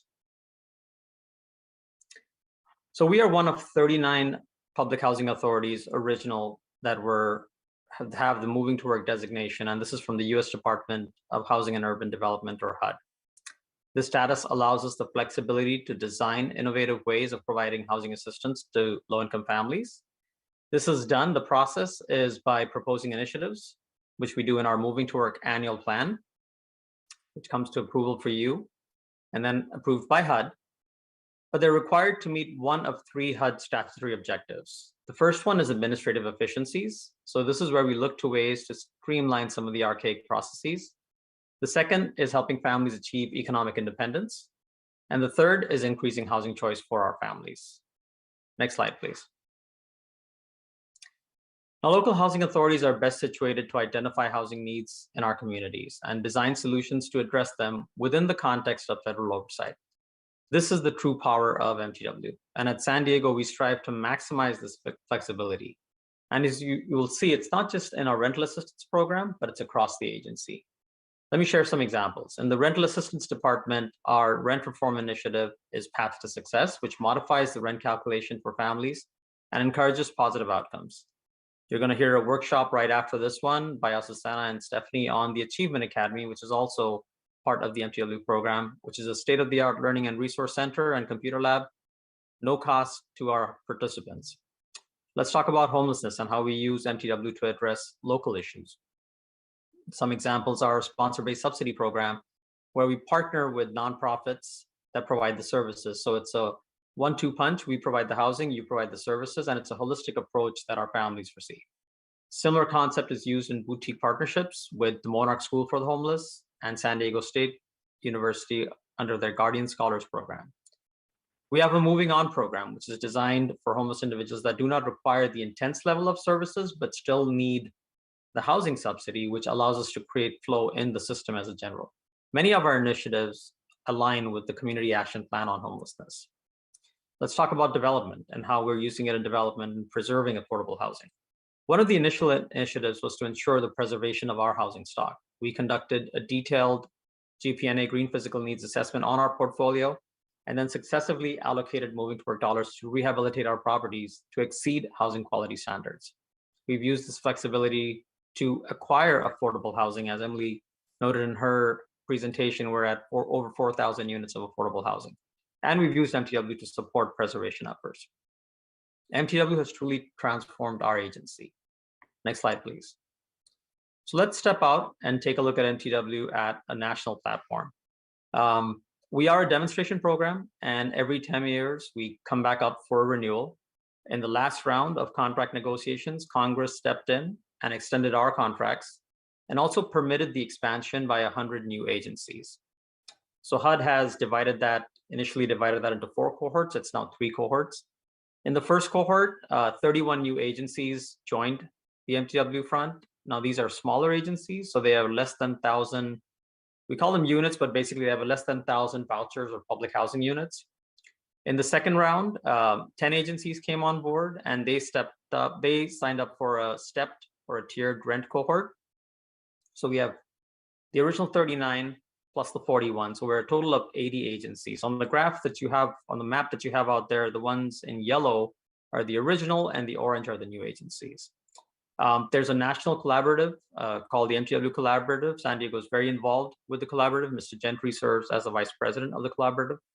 And we're very excited for this growth that we're seeing in MTW. Again, it's a demonstration program since 1996, and we are going to push for its permanency on the program. So with that, I'm going to stop there and pass the torch to Maria Angela, who will share our newest initiative. Next slide, please. Okay, so for this year's plan, we are proposing one new initiative, which is to provide blended subsidies in our projects known as Fair Cloth to Rad conversions. Fair Cloth refers to legislation that was passed in 1998 that limits the number of public housing units that the Housing Commission can own.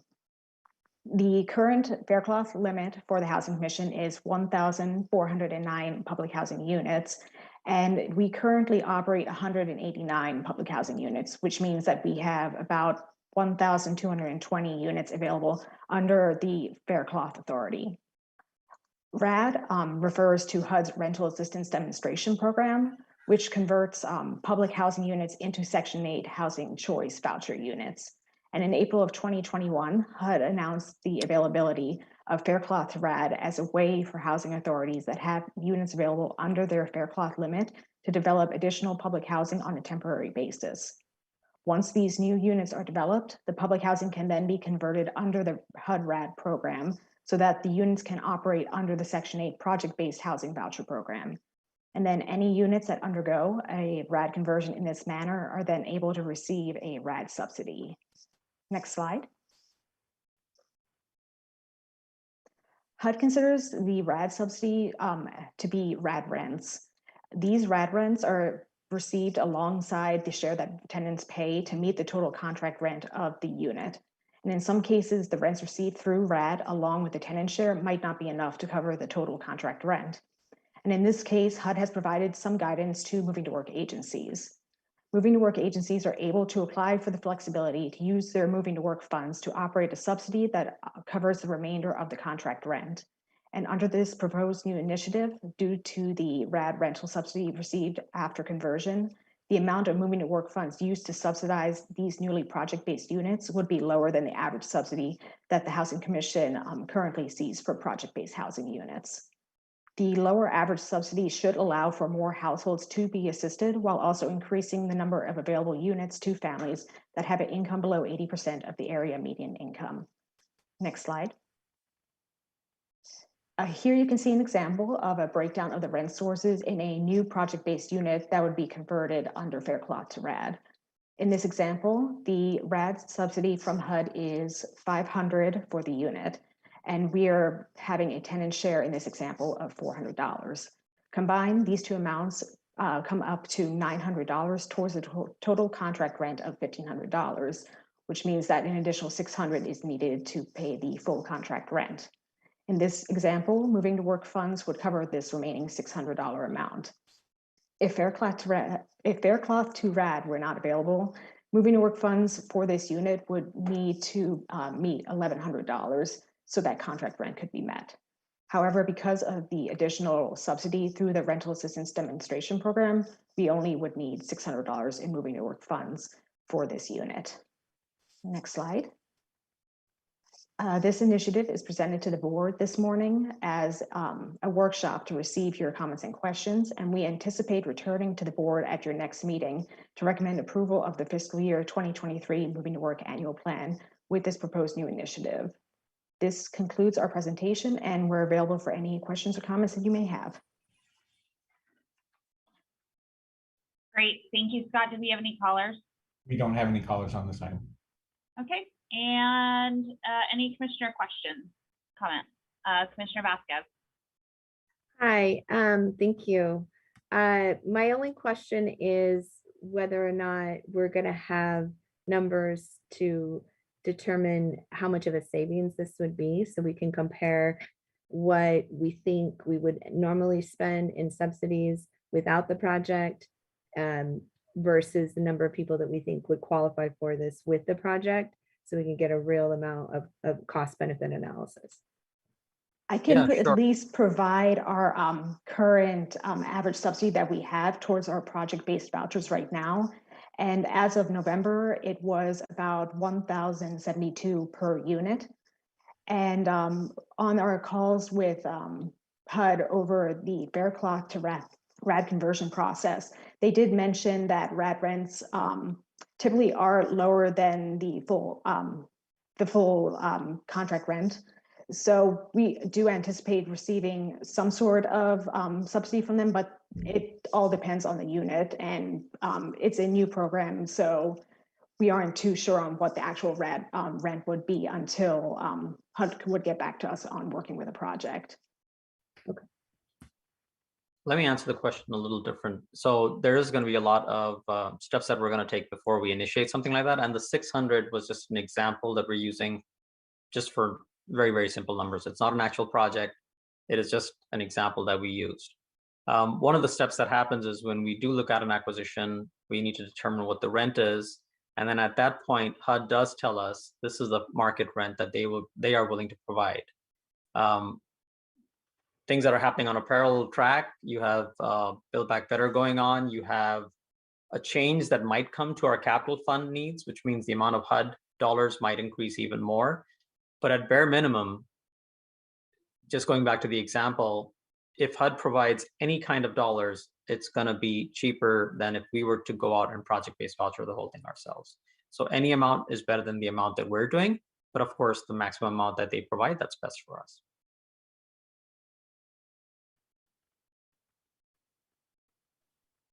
Okay, any additional questions, comments? This, again, it's a workshop. It'll be back with us next month.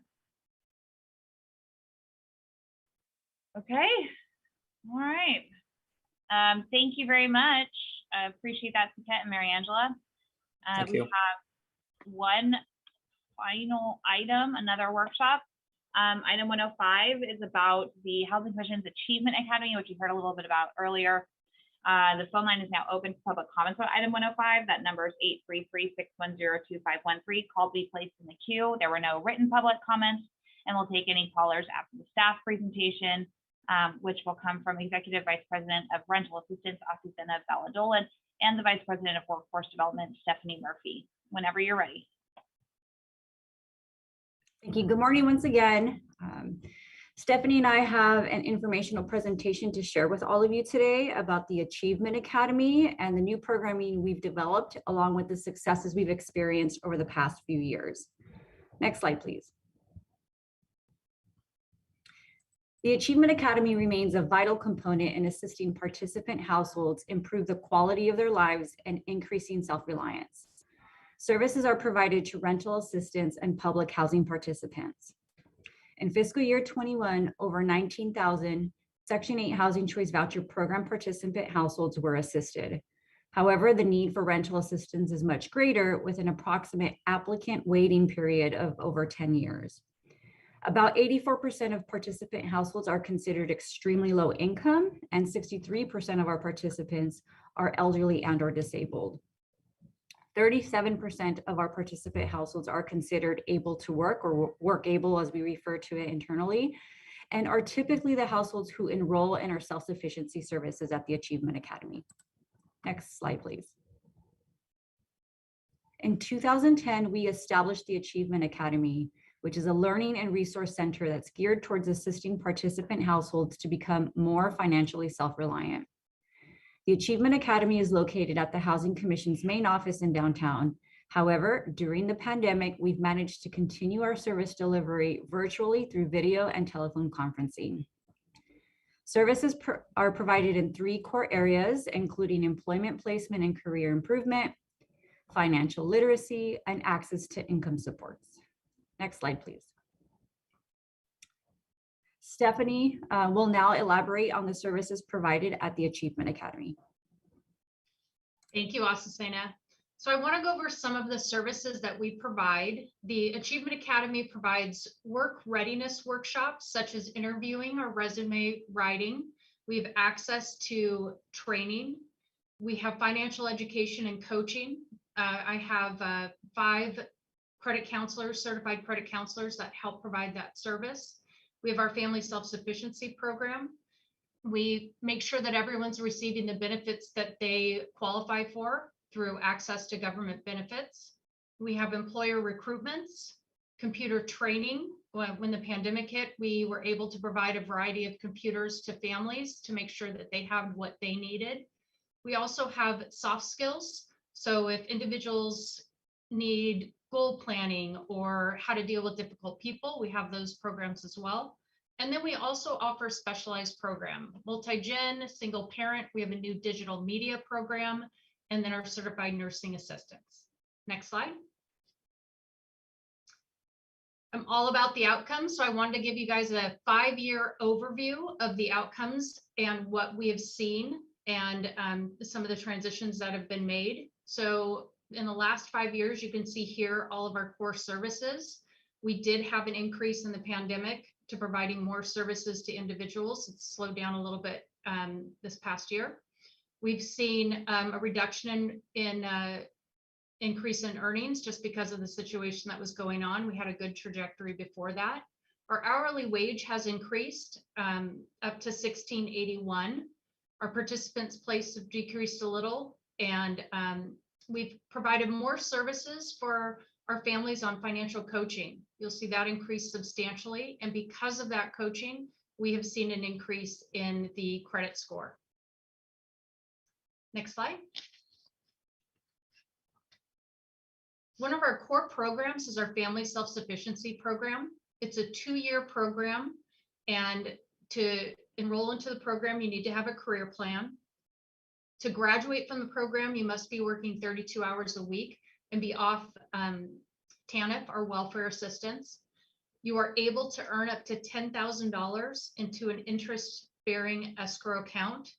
Our public housing residents don't qualify for this. To explain the escrow account, the increase in income. So if somebody gets a better job or gets a job and now they're paying more rent, that additional money goes into that escrow account, and that's where they start accruing those funds. We also have financial benchmarks that individuals can receive if they get their GED, if they go from a part-time job to a full-time job, or if they've retained their job for a period of time. That can also add money into their escrow account. In the past, last year we received $407,000 from HUD to provide the case management services. And when I talk about our funding, you'll see that this has gone up this last year, that HUD's actually provided us with more funding this year. Next slide. Our outcomes for our family self-sufficiency program. We've had 401 enrolled in the program. 72 have graduated. We've dispersed $457,000 in escrow funds to our graduates, and we currently have an escrow balance of $625,000. Next slide. I want to give you a picture of our top employers and our top jobs so you can kind of understand a little bit of the clientele that we're working with. You'll see most of the employers, the positions are in the healthcare field. Part of that is because we were heavy in our certified nursing assistance program, and also because a lot of our individuals are caregivers and provide in-home healthcare. And you'll see some of the top jobs: caregiver, intern, cashier, security. A lot of these are frontline workers. What we've done this past year is we've secured some funding so that we can train people into a digital media position where they're going to be able to work from home. We do want to, because of the pandemic, we're seeing changes in employers. We want to have other options and opportunities for our families so that they can choose what they would like to do. So that's a new program I'll talk a little bit more about in a bit. Next slide. Few of our programs. One is our young adult program. It's for youth ages 16 to 24, and we help with finding a job, with training, if they need to complete high school, or for learning life skills. This past year in 2021, we had almost 150 youth enrolled in the program. And typically this is youth that are out of school and not working. We had 5 placed in internships, 5 were hired by Starbucks through a special program we had with them. Youth, we had 4 enrolled in our family self-sufficiency program, 31 were placed in jobs, and 85 attended our financial workshops. Next slide. Another program we have is our single parent program, also known as the Power of One. And we've had this program for over 5 years now. So I wanted to give you an overview of how many people we've served. The single parent program is for a single parent, and then if they have a child that's 16 or younger. And we've had 365 enroll in the program. 161 have increased their earnings, 130 placed in a job. The average wage is higher than what we have for most of our Achievement Academy at $16.73. 43 enrolled in a training program, 15 have completed a training program, 71 increased their credit, and 155 have attended a parenting workshop. And that's the picture you see right there. We have a partnership with Jewish Family Services, and they provide free parenting workshops for our families. Next slide.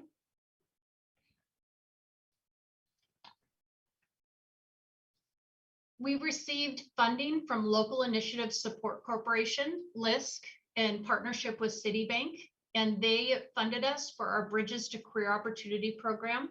We chose to provide training services through with a certified nursing assistance program, and then they also funded us to help individuals get an additional certificate for an EKG. The Bridges program is for individuals that are not getting into the workforce and not feeling comfortable going into a school setting. So we help them with about a 3-week training program to get them comfortable. We help them with math, English, provide soft skills, financial coaching, and then we provide them access to training. And then throughout the entire program, we coach them and help them find employment. So this 2019 to 2021, we worked with 211 individuals in our Bridges to Career Opportunity program. We saw 86 increase their income, 57 were placed in a job. The average starting wage was $15.46, and 95 increased their credit score. Next slide. This is a unique program that we just started in the summer. So Center for Economic Opportunity is a program that's run through International Rescue Committee, IRC. And IRC, they saw the need to help people that were struggling with their credit and struggling with loans. A lot of predatory lending was going on. So we had, they created a program where there's no fees, no late fees, and no insufficient funds, no prepayment penalties, no strings. We partner closely with them, and they provide loans to the individuals so they can start building their credit. So there's a couple loan options they have.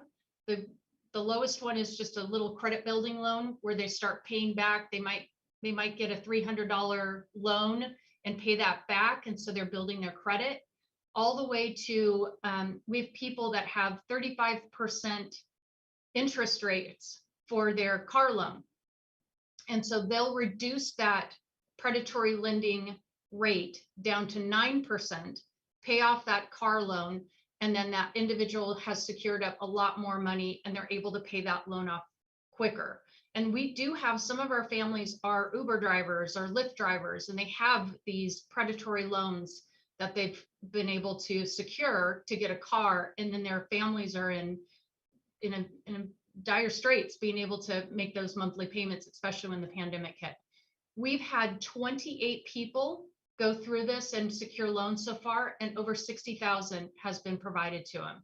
It's been a fantastic opportunity for us to be involved in this. It's brand new, and so I'm excited to tell you guys in a year what the outcomes are. We secured a program with CEO for 2 years. We'll probably exceed the funds that we've been provided well before the end of that program.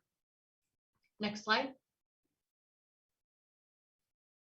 And I want to go through our funding, because we are always looking for new funding. We're always looking for new funding opportunities, because new funding opportunities means new programs for our families. LISC recently, LISC, as you can see here, is very supportive of our programming and has worked very closely with us to continue to create new programming so that our families can exceed. One of the programs that they just recently funded is the 46,000. It's the amendment to the Bridges to Career Opportunity program. It is specifically digital media. We will help 12 individuals. They started this week, is the first week. We have 6 going through the program so far. It is a partnership with the community college. They will receive a digital media certificate. We are partnered with Mixed Communication. It's a communication company. Each individual will be placed at Mixed and do an internship for a month long, and they will be paid for that internship. So when they finish their digital media certificate, they will have work experience working for a public relation communication company, and they will have the certificate. And our hope is that if the individual wants to work from home, they will have the ability and the skill set and the experience to show that they can do that. So this is a new program. I said it just started. In a year, we'll probably have some good updates and details on how that's working out. My hope is it works out and that we continue to get more funding so that we can offer people frontline type of work, but also working from home opportunities going forward. Like I said, HUD, our family self-sufficiency, that was increased. We received 407 last year. We are now up to 451, a little over 451,000 that we're receiving from HUD. Because public housing is not allowed to qualify or provide FSS services, we provide ROS, Resident Opportunity and Self-Sufficiency Services, through our ROS grant. We just found out yesterday that we've been awarded funding again for another 3 years. and that's 245,000. So that's great. And the last program I want to talk about is a unique program that we have going on. Eden Housing is an affordable housing developer, and they approached us and asked if we would run their family self-sufficiency program at their affordable housing sites. They are across California. They have 2 sites in the South Bay area.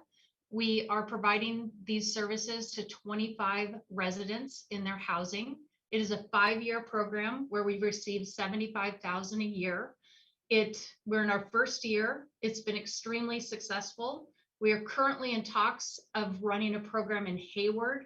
They are looking to expand into Northern California. We are the only housing authority in the entire country that is providing FSS services to affordable housing developer. We had to get special authorization through HUD, and now any housing authority is allowed to do this. And it's been very successful. So we're really excited about this.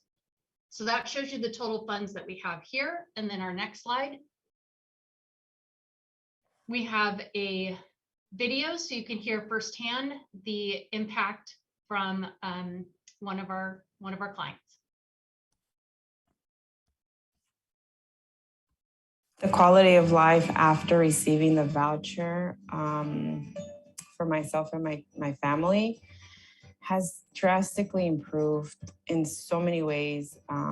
Just giving that, to me, getting that extra layer of support, the resources made available, the workshops made available, and hearing about the power of one was one of the programs that definitely kind of struck home for me, because it's a program designed for single parent households that help you obtain those goals that you're looking for. So if you're looking for a certification, or if you're looking for parenting, or if you're looking to open up a business or finish school, or better your credit score, everything goes back to the support and the help that the Housing Commission has provided us with. It helps significantly. And at first it could be scary, but it's a huge help, at least for me. And the way that I see it, it has helped. So I'm just very fortunate to be part of a program that helps individuals get to that goal, owning a home, owning a business, finishing their degrees. And it's there. What the Housing Commission has done for me, I definitely can see it doing it for someone else. So my goal is to use the help that I have been given and let someone else also use it. I don't want to be on this program because I don't want someone else to miss out on what it has done for me and my family. I want that to be passed down to someone else.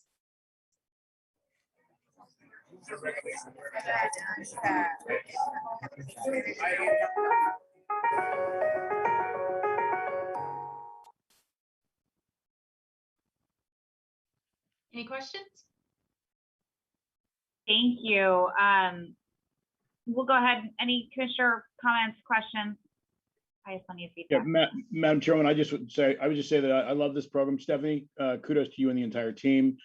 This is the stuff that makes a difference, and this is the real stuff, right? So, anything we can do to expand this effort, I would support, and I would love to circle back with Jeff, with your permission, to meet with the team about this, to try and find ways to help connect you to potential funders so we can expand it, and also I think that there's a real opportunity we have the 7th largest homeless youth market in the country. And I recently was talking with people about how do we do a better job with the homeless youth that seem to have the desire, but they need more structure to get them connected into programs like this, to give them a better chance of not living on the streets. And so I'd love to have further discussions, but I commend you guys. Great job, great program.